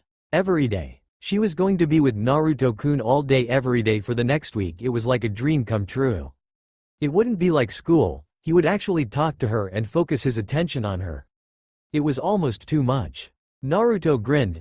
Well, I've been training for 3 years, and you almost quite being a shinobi for just as long, so we'll be mostly working on your techniques and stuff like that. Hinata paled, she was happy and terrified at the same time. He would really be paying attention to her now, but that meant he would see her mess up. She couldn't bear the thought of disappointing him. Naruto didn't seem to notice though. Alright. I know your clan does the Jukin style of fighting, but what I guess, from watching your fight with Neji, is that you're not very good at close quarters combat, am I right so far? Hinata wilted under Naruto-kun's criticism, but nodded anyway. Hi. Naruto nodded. Alright then, I'll just have to teach you something different that will make you better. Hinata looked up surprised. What are you going to teach me, Naruto-kun? She whispered anxiously. She didn't want to disappoint him by failing at learning what he was going to show her. Naruto grinned. I got this awesome idea for you, Hinata-chan. Alright. When you use Jukin, you're making a spike of chakra that's used to damage your opponent's chakra system when you make contact with them, right? Hinata nodded, surprised at Naruto's knowledge of her clan's style of fighting. Naruto was starting to get excited. Okay. Say that I could teach you how to shoot those spikes of chakra at a distance. That way you wouldn't have to worry about being fast enough to hit the right spots on your opponent, you could take your time and aim. Plus you wouldn't have to worry about being hit, you could take down enemies from a distance. Wouldn't that be great? Hinata's eyes widened in shock. Use her Jukin from a distance? That had never been done before. But Naruto-kun, how could I do that? When I release the might chakra it dissipates almost instantly. Naruto laughed. Don't worry, Hinata-chan. I got it figured all out. Naruto grabbed a stick and began to draw in the dirt, gesturing toward Hinata to come closer so she could see. She slowly creeped closer, bending over his shoulder so she could see. Naruto had drawn 2 figures. One was apparently using Jukin, making the chakra spike very visible. The second figure was launching the chakra spike from their palm. Okay, normal Jukin. Naruto pointed at the first figure. What happens when you try to throw a Jukin chakra spike? Naruto took his finger and erased the chakra spike from the second figure. It dissipates, just like you said. Hinata nodded, seeing that Naruto continued. Alright. Well, I figured that if you put spin to it, it would be able to last longer while flying through the air. Kinda like a bullet. The faster it spins the farther it flies. Naruto redrew the erased chakra spike, except this time drawing a spiral around to show that it spun. Understanding dawned on Hinata. Why, you could teach me how to do that, Naruto-kun. If she could do this, her Jukin would be nearly unstoppable. Naruto grinned wide. I sure can. It's just like when I trained to learn Rasengan. Except without step 2 or 3, I'm just going to teach you how to spin your chakra in your palm as fast you can. And with that, Naruto stood up and pulled a balloon out of his pocket. Then he did a couple of hand seals and whispered, water gathering jutsu. The water from the ground began to rise up and formed into one stream and poured into the balloon, filling it up. Then he tied it off and handed it to Hinata-chan. Okay, Hinata-chan, focus your chakra into the water in the balloon and try to spin it as fast as you can. You'll know you got when the balloon is almost as flat as a pancake. Hinata held the balloon delicately in her palm. Her heart was pounding at 1,000 beats a minute. There he was, standing there expectantly, waiting for her to do as he asked. She didn't want to disappoint him, but what if she couldn't do it? What if she messed up so much that he gave up on her? The thought was too much for her to take. Hinata collapsed on her knees sobbing, holding the water balloon to her chest. She wasn't going to be able to do it. Her father was right, she wasn't good enough, she was a failure. She had failed him and now she was failing Naruto-kun because she knew she couldn't do it. Naruto stood dumbfounded at the sight of the crying girl crouched at his feet. He never knew what to do when a girl cried around him. He was tempted to run away out fear of messing up whatever he tried to do. But he felt that that wasn't the right thing to do here. So he slowly got to his knees and placed his hand on Hinata-chan and began to rub her back. Hinata-chan, what's wrong? Through choked sobs he could hear her reply. I am sorry, Naruto-kun, I can't do it. I'll let you down. Naruto suddenly felt the very strong urge to protect Hinata-chan from, well, Everything, her father, her fears and worries, and anyone else who would hurt her. Without thinking, Naruto slid his arms around Hinata, lifted her so she was sitting up, and hugged her to him so that she was crying into his shoulder.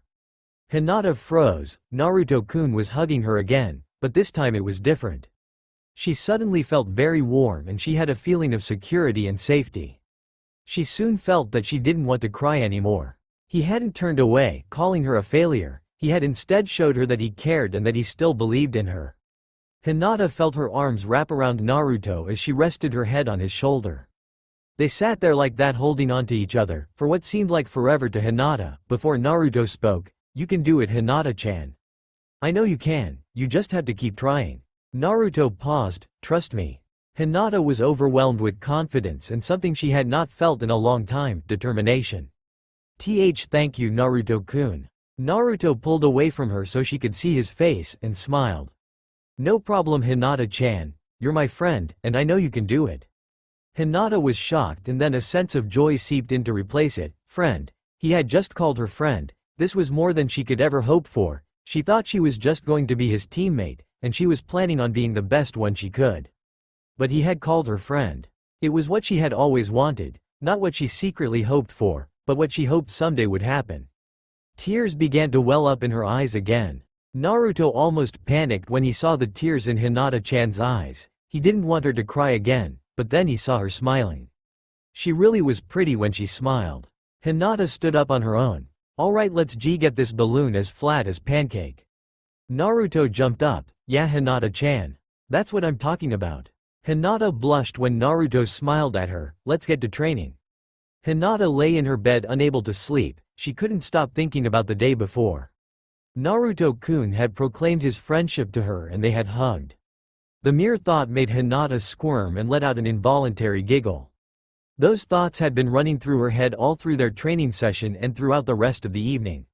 Especially when he had walked her home and had said goodbye. They didn't hug, but Naruto-kun had said to meet him outside his front gate at 8 a.m. in the morning so they could start training early and get some serious work done on her new technique throughout the rest of the day.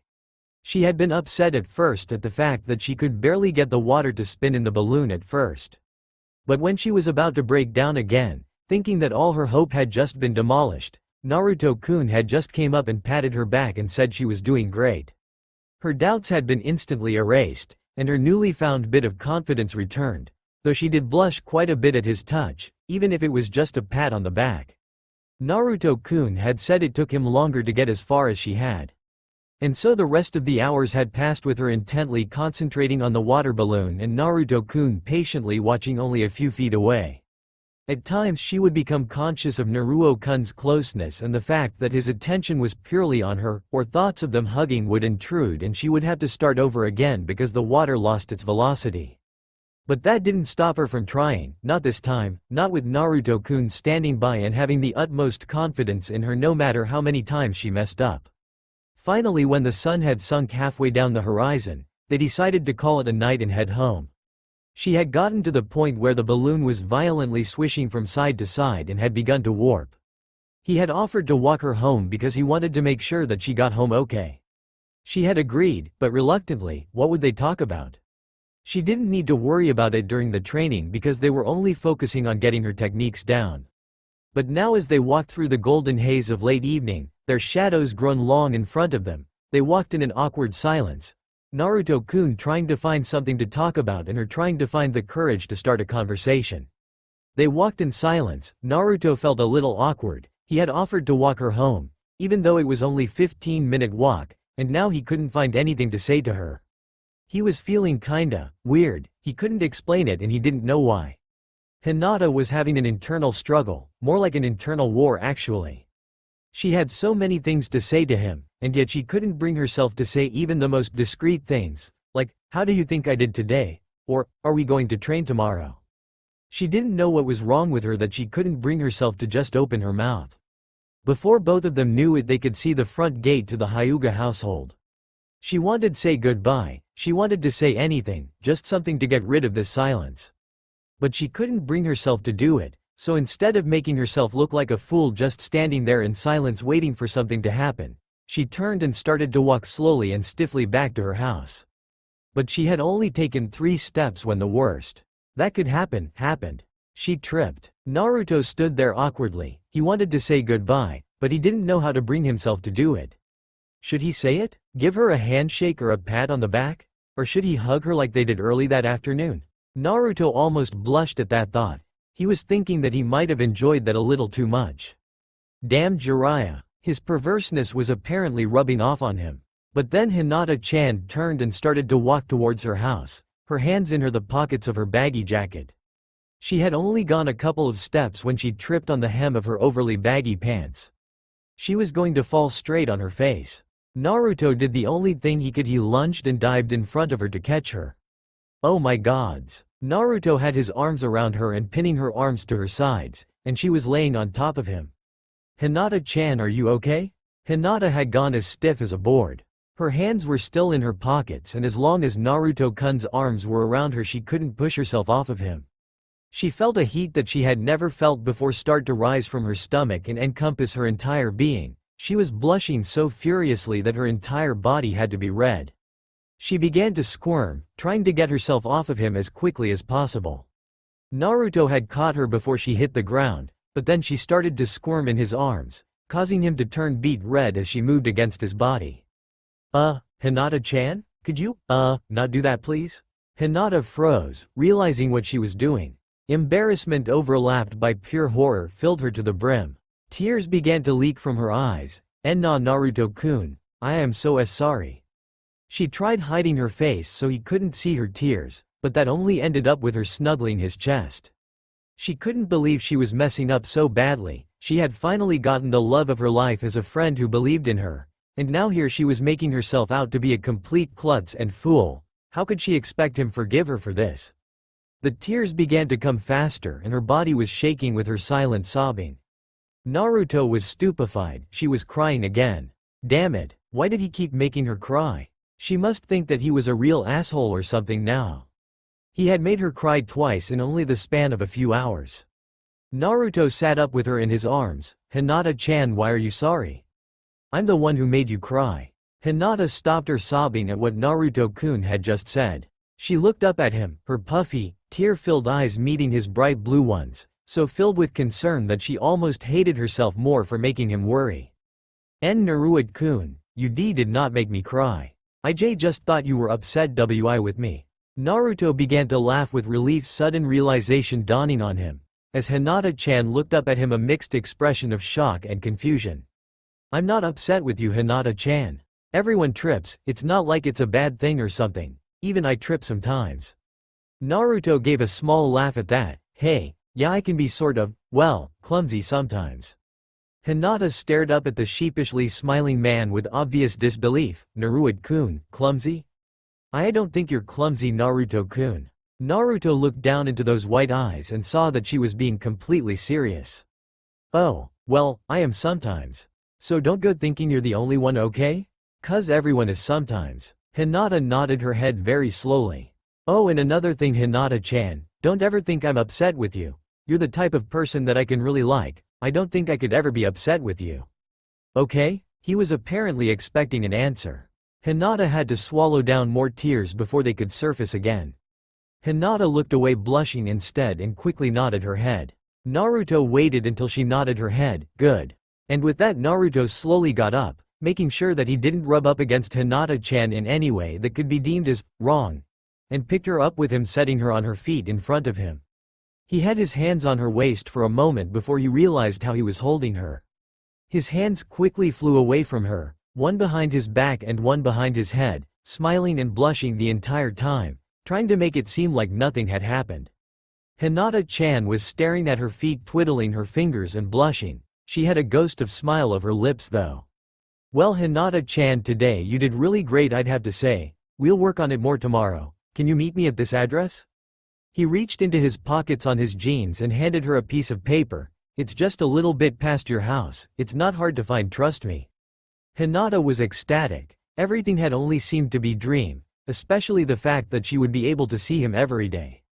But now it was made apparent that she wasn't dreaming. He really did want to train with her every day for the next 7 days.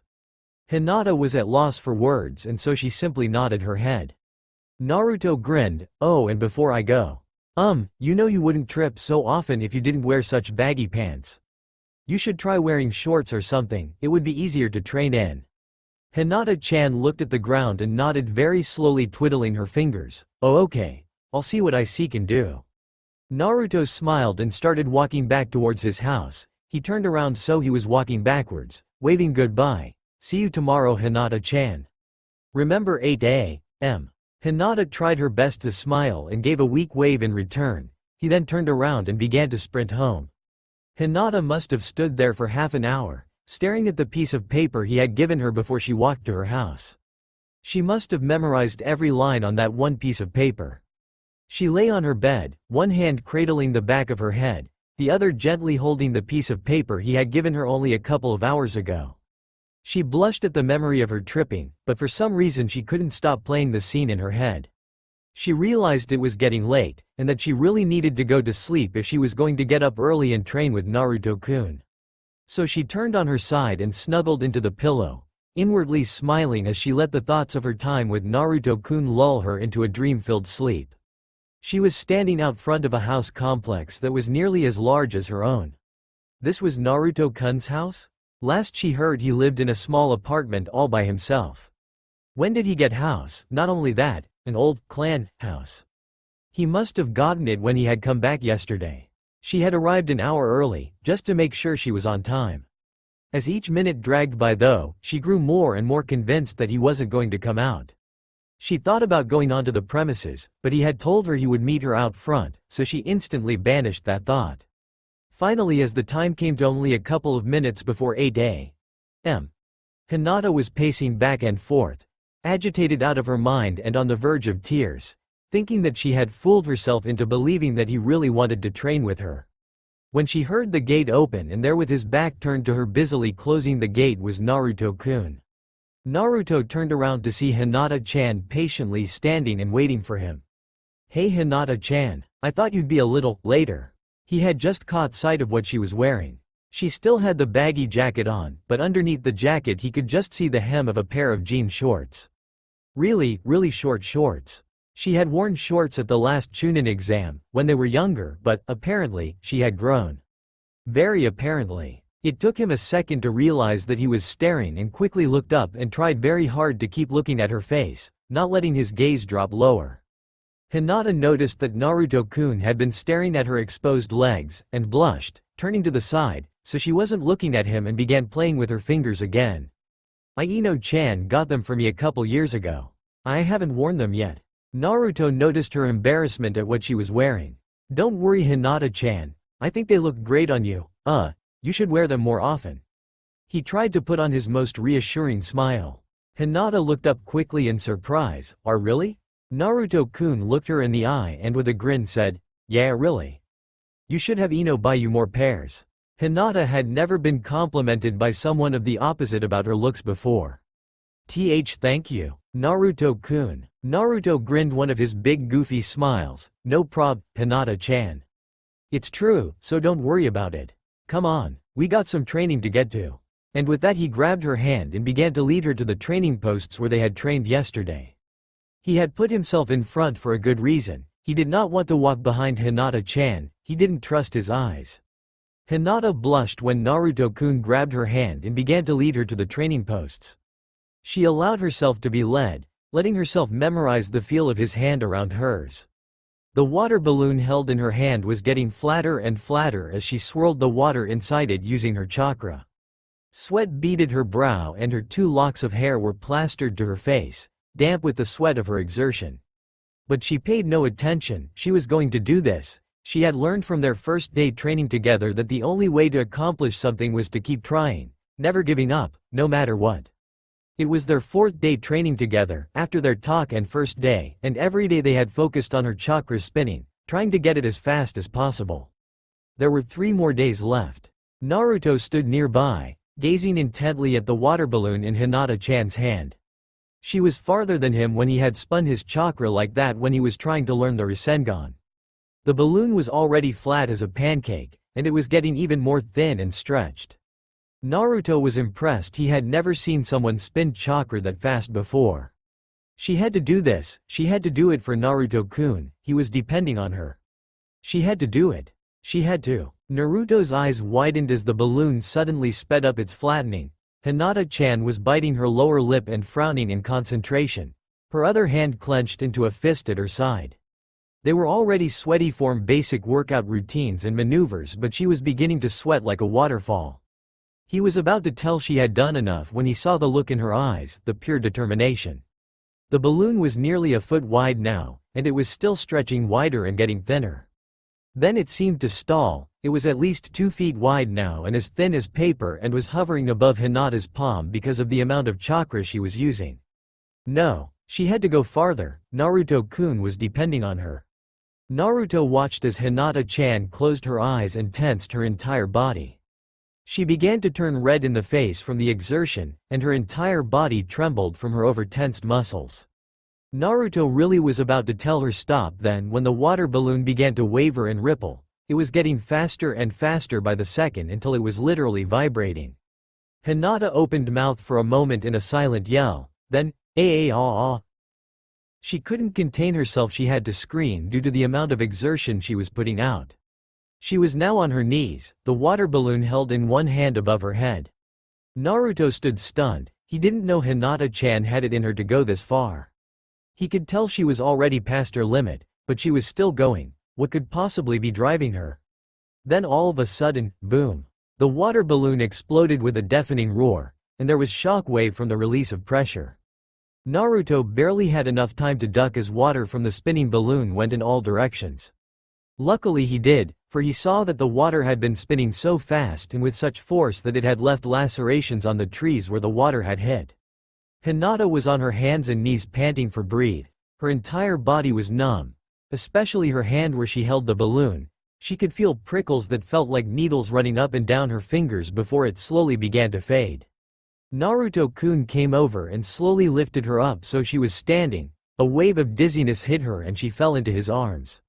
Naruto just wrapped his arms around her, picked her up and hugged her. Wow, that was amazing, Hinata-chan. That was so totally amazing. That was so much better than what I could do. You are so ready to try this out with your new technique.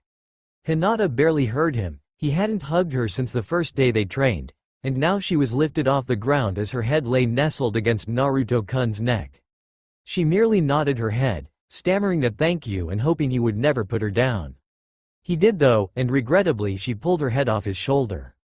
Naruto looked at Hinata with concern. She was tired from using so much energy.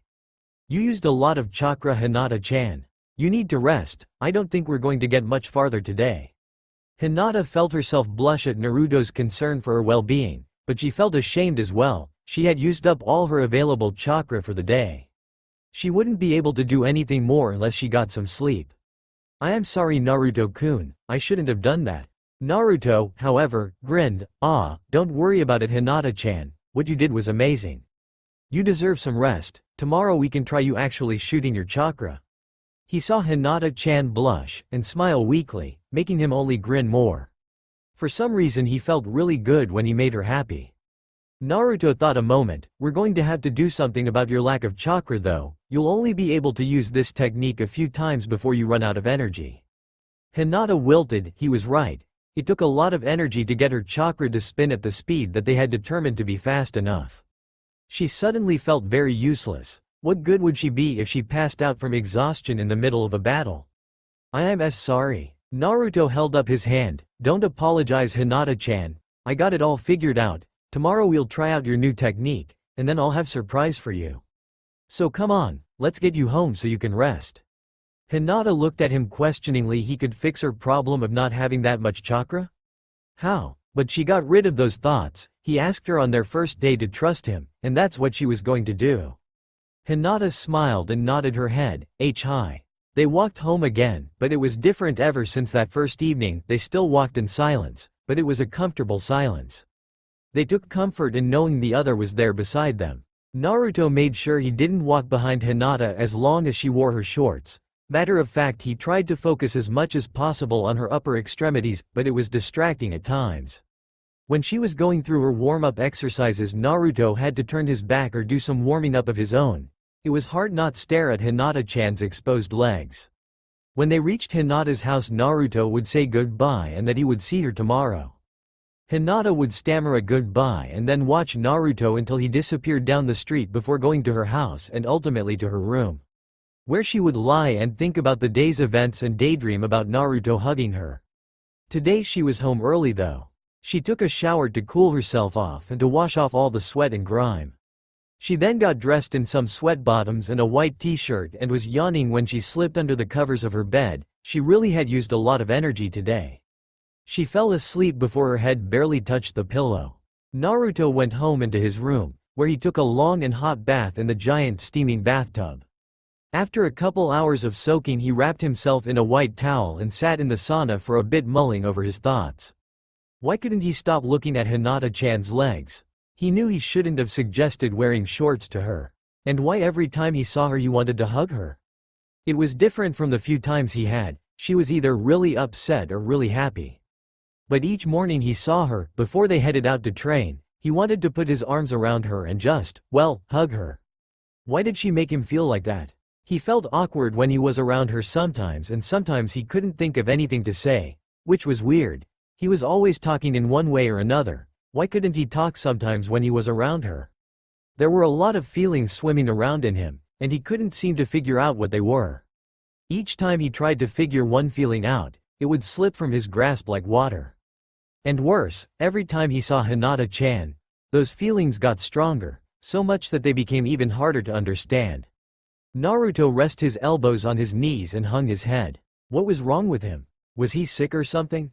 He decided Oba-chan would know. She seemed to understand him best sometimes. Yeah, that was it. After the Chunin exam he could ask Oba-chan if he was sick or something. She was a healer after all. She could tell him what was wrong and how to fix it. Naruto grinned at his decision and nodded his head at satisfaction. He then got up and left the sauna to go and prepare some ramen with his new do-it-yourself ramen maker, the one Choji had gotten him a few days ago. Hinata woke up to find that it was the middle of the night. She looked at her clock, the glowing red numbers displaying that it was 1 o'clock in the morning. She hadn't expected to sleep in so long. She still had 7 hours before she would see Naruto-kun. But she was awake now though, and no matter how hard she tried she couldn't get back to sleep. Hinata slipped out of bed and quietly slipped on her robe and slippers. She was going to take a walk in the gardens for a bit. Maybe she could get herself tired enough where she would fall back asleep. Hinata quietly slipped out of her room and tiptoed down the hallway. She no longer slept in the same building with her father, sister or anyone else of the main family. Ever since she was renounced from her position as heir, her father had moved her room to the sleeping quarters of the branch family. Hinata didn't mind though. She was closer to Neji Nisan, and to the gardens, where she was headed to now. Hinata finally reached the gardens. They weren't large, but they had nice cobblestone walkways that winded through a relatively small maze of flowers, all arranged to complement the other and making a vast rainbow of colors. Hinata walked along the paths, lost in her thoughts of what could happen tomorrow during her training with Naruto. When she heard familiar voice, "You couldn't sleep either?" She nearly jumped out of her skin, and turned around to see Neji in his own sleeping robes standing calmly and patiently, watching her. Neji walked up and stood by her, looking at a group of sky-blue tulips Hinata had been studying. "I was awake and I heard you get up. You were sleeping all day, had rough time training with Naruto-san?" Neji looked up to see Hinata blushing. "I tired myself out." So Naruto-kun decided to call it a day. Hinata had begun to twiddle her fingers again. Neji smiled to himself. She seemed to be enjoying herself training with Naruto-san. He hadn't seen Hinata this happy in a long time, and she had been pretty cheerful the past few days. Neji stopped smiling, and tilted his face so that he was looking at the star-filled sky. "Hinata?" Hinata looked up from staring at her feet at the sound of Neji's voice. He had a forlorn and faraway look in his eyes as he stared at the stars. He looked back down into his cousin's eyes, white meeting white. "What does it feel like to be in love?" Hinata could only gape in shock at Neji Nisan's question. What do you mean? What makes you think I would know anything about?" Neji became serious, staring intently into Hinata's eyes. "I know that you love him, Hinata." Hinata was blown away. Neji knew? How could he? She had never revealed her feelings to anyone before. She had never written them down or recorded them in any way. All her feelings for Naruto-kun were stored inside her. She could only stammer. What was she supposed to say? Neji smiled, causing Hinata to relax a little. What did you expect? It's obvious that you're attracted to him. It was obvious 3 years ago and it's obvious now. You're always blushing more often than usual and having a harder time saying a straight sentence when he's anywhere within 100 feet of you. Hinata only stared, mouth hanging open. Had she been that obvious? Or was it just Neji's uncanny ability to read people's emotions? Neji didn't need the Bakugan to know how someone felt. He was an expert on how people thought. She had just hoped he wouldn't notice with her thoughts. Apparently she had hoped for too much. Neji smiled at his cousin's embarrassment. It's okay, Hinata. Naruto-san and I are, friends now. I am not angry or anything. Matter of fact, I wish you the best of luck. Neji apparently wasn't used to using the term, friend. It was still new to him. Hinata smiled one of her genuine smiles at Neji.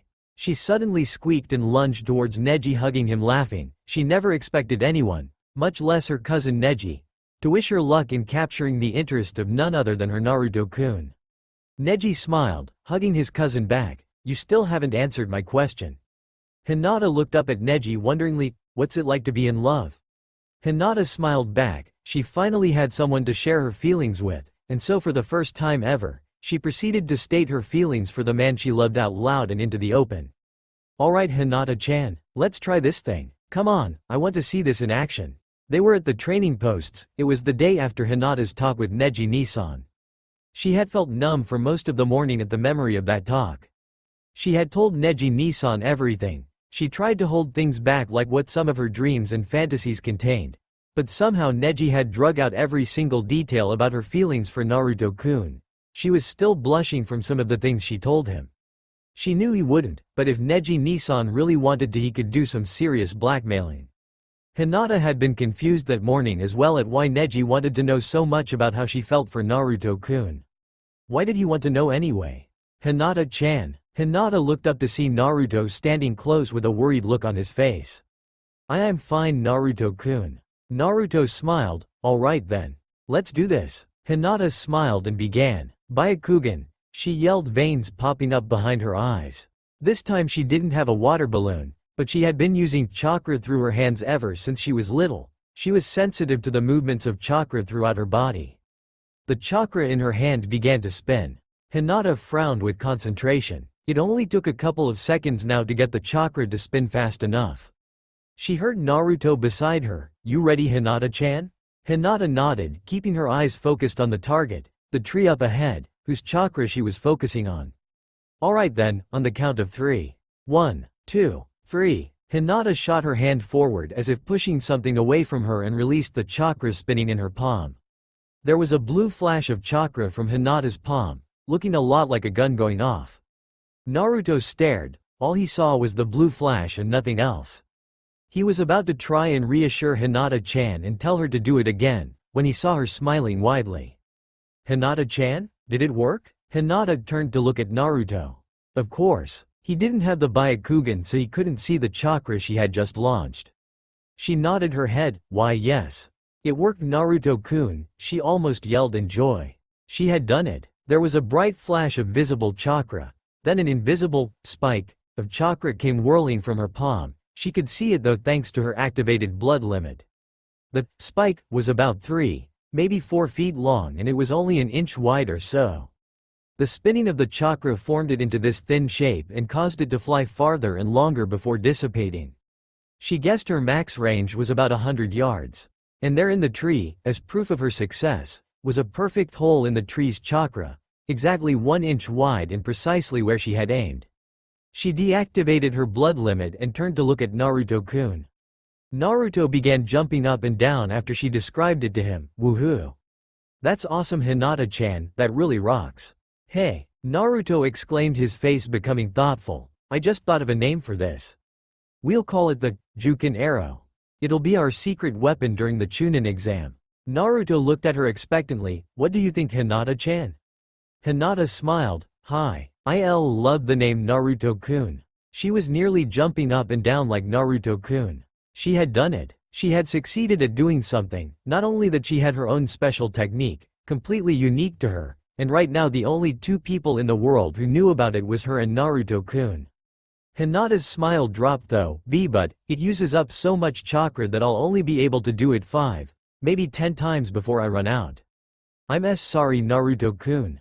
She hung her head in shame. She had done it, yes, but what was the use if she wasn't efficient at using it? Naruto smiled and held up one finger. I told you to stop apologizing, Hinata-chan, and besides I also told you I had that problem completely figured out, remember? Hinata could only stare as Naruto pulled from his pockets 2 long strips of what looked like ordinary white cloth. Here, Hinata-chan, put these on, and handed them to her. Hinata held them up to her face, not knowing what to do with them or what was going on for that matter. Naruto saw her confused expression and so he took her hands in his own and began to wrap the cloth around her arms. Hinata looked away in attempts to hide her blush. His hands gently wrapping the cloth around her arms and brushing lightly up against her skin was sending shivers up and down her arms and back. That warmth that she had felt before was beginning to spread through her body when he finally finished. Not too tight, I hope. Hinata shook her head, breathing heavily and trying to regain control of her tingling body. No, they are fine. The bandages were wrapped around her palms and then up to her elbows. What are they? Naruto-kun? Naruto smiled and said, you'll see, use your Byakugan. Hinata quickly activated her advanced bloodline limit, and was stunned by what she saw. The wrappings were full of glowing and swirling chakra. They were so bright it almost hurt her eyes. She had never seen so much before, except when she looked at Naruto-kun. What are these? She asked amazed. Naruto grinned, pleased with himself. Lee-san got them for me for a homecoming gift. They store as much chakra as someone can put into them in a day, and they store that chakra indefinitely. Arrow Sennin's always telling me about how much of a chakra freak I am, and my stamina and chakra are some of the highest he's seen. So I figured if I have so much chakra then maybe I could lend it to you. He was right. Hinata looked at the armbands again and tried to judge how much there was. I could use the Jukin arrow 100 times, probably more. And that's with each one. Hinata couldn't believe it. He was going to let her use these when he could be using them himself? Naruto-kun, I can't take these. Why you should be using them, not me. Naruto frowned. Nonsense, Hinata-chan. You're going to use them for the Chunin exam. You and I both know that you need them more than I. Besides, I have plenty of chakra to spare for the both of us, and that's without those arm bandages. Now calm on. Let's work on your new Jukin arrow. And so they did. Hinata couldn't find any reason to complain and she was truthfully grateful that Naruto-kun would give her something so precious. That night Hinata lay in her bed, the arm bandages still on. She wasn't going to take them off until the end of the Chunin exam. She wasn't sure if she was ever going to take them off. She had used her own chakra to restore what she used during training. She couldn't get to sleep because she had realized something. Everyone else had gotten Naruto-kun gifts when he had returned home. She hadn't gotten him anything. Worse, he had given her something, not expecting anything in return.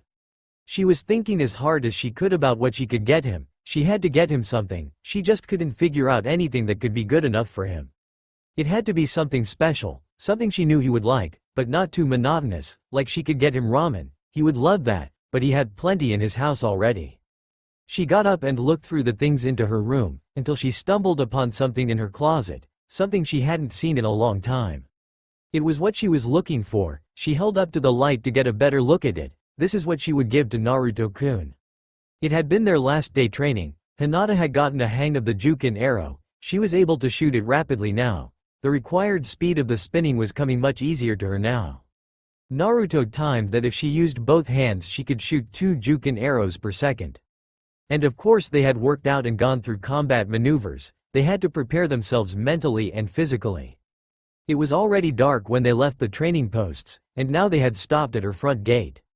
They stood awkwardly. Naruto-kun was silent and not saying anything. He was usually the first to say goodbye, and now he was hesitating for some reason. Hinata was about to turn to go and forget about giving him her present, when she suddenly realized something. This was her last day with Naruto-kun that would be in general peace. When the Chunin exams began she wasn't going to be able to focus on her feelings for him, but doing what she had to do to pass the exam and to keep them both alive. She froze at that thought. Genin died during the exam. There was no guarantee that neither of them would be hurt, or even killed. She froze at that thought. Naruto-kun dying was almost too much for her to bear thinking about. Something in her seemed to turn on, tears began to form in her eyes. Naruto saw the tears beginning to leak from Hinata-chan's eyes. "Hinata-chan, what is it? Did I say do something?" Hinata suddenly jumped at him, throwing her arms around his neck and pressing her face against his neck. He staggered back a step from the force the impact. She was sobbing in his arms. He hated it when she cried. He slowly put his arms around her. "Hinata-chan, what's wrong?" She was silent for so long he didn't think she was going to answer, but then he heard a soft whisper against his neck, "Please." Naruto frowned. "Huh?" Hinata's tears began to flow more freely. "Please Naruto-kun, don't die on me." Naruto's eyes widened in shock. Realization at why Hinata-chan was crying dawning upon him. He slowly closed his arms and held her against him, burying his face against his hair. "I won't die Hinata-chan, I won't leave you, I swear it.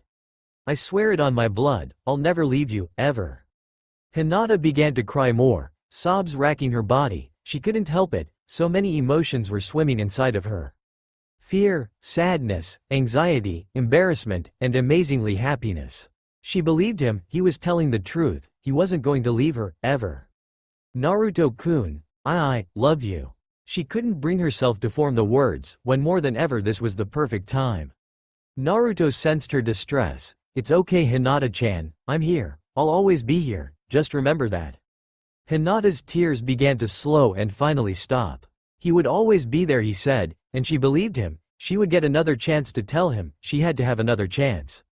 Naruto pulled her away from him so that he could look her in the eyes, and for the first time he realized how beautiful her eyes were. They weren't white like he originally thought, but a pale lavender. "She's so beautiful." Naruto realized what he was thinking and blushed, causing Hinata to blush as well. Hinata turned away and reluctantly stepped from his arms. It felt like she was tearing out her own heart. Thank you Naruto-kun. You didn't have to promise though." Naruto frowned and grabbed her hands, bringing her closer again. She stared up into his eyes with a mixture of shock and fear. "I meant what I said Hinata-chan, neither of us is going to die. I swore it, and I always keep my promises, 'cause that's my ninja way." Hinata felt herself smile and nod, confidence flooding back into her. Everything would be okay. Together they would make sure of it. "I have something for you Naruto-kun. I didn't get you a gift like everyone else when you came back, so I got you one now." She reached into her jacket pocket and gave him a small neatly wrapped box. The wrapping paper was white with a pale lavender bow wrapped around it. Naruto smiled and began to open the present. It's not much I know, but I hope you like it." The last was a barely audible whisper. "I love it Hinata-chan. No one's ever gotten me anything like this before."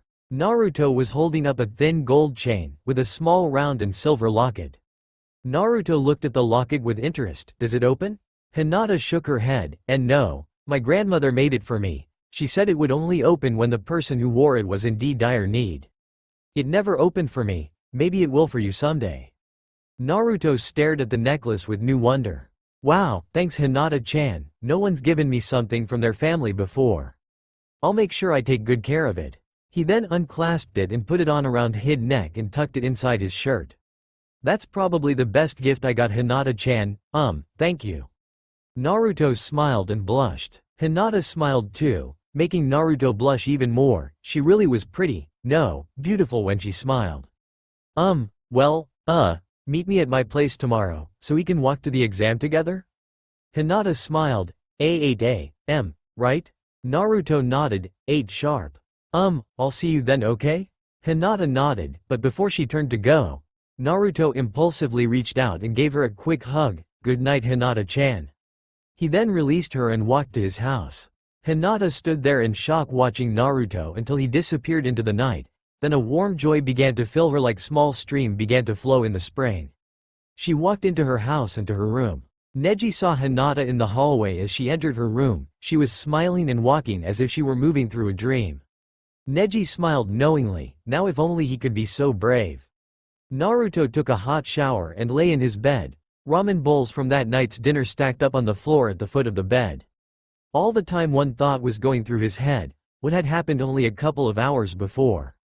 Hinata-chan and him hugging, and his promise to her, he would keep that promise no matter what. Naruto put his hand around the locket Hinata-chan had given him. The only thought going through his head now was an image of those pale lavender eyes looking up into his. He realized the more he let the thought run through his head, the more he didn't want to stop thinking about it. That's all for now. If you enjoy, then please like, share and do comments.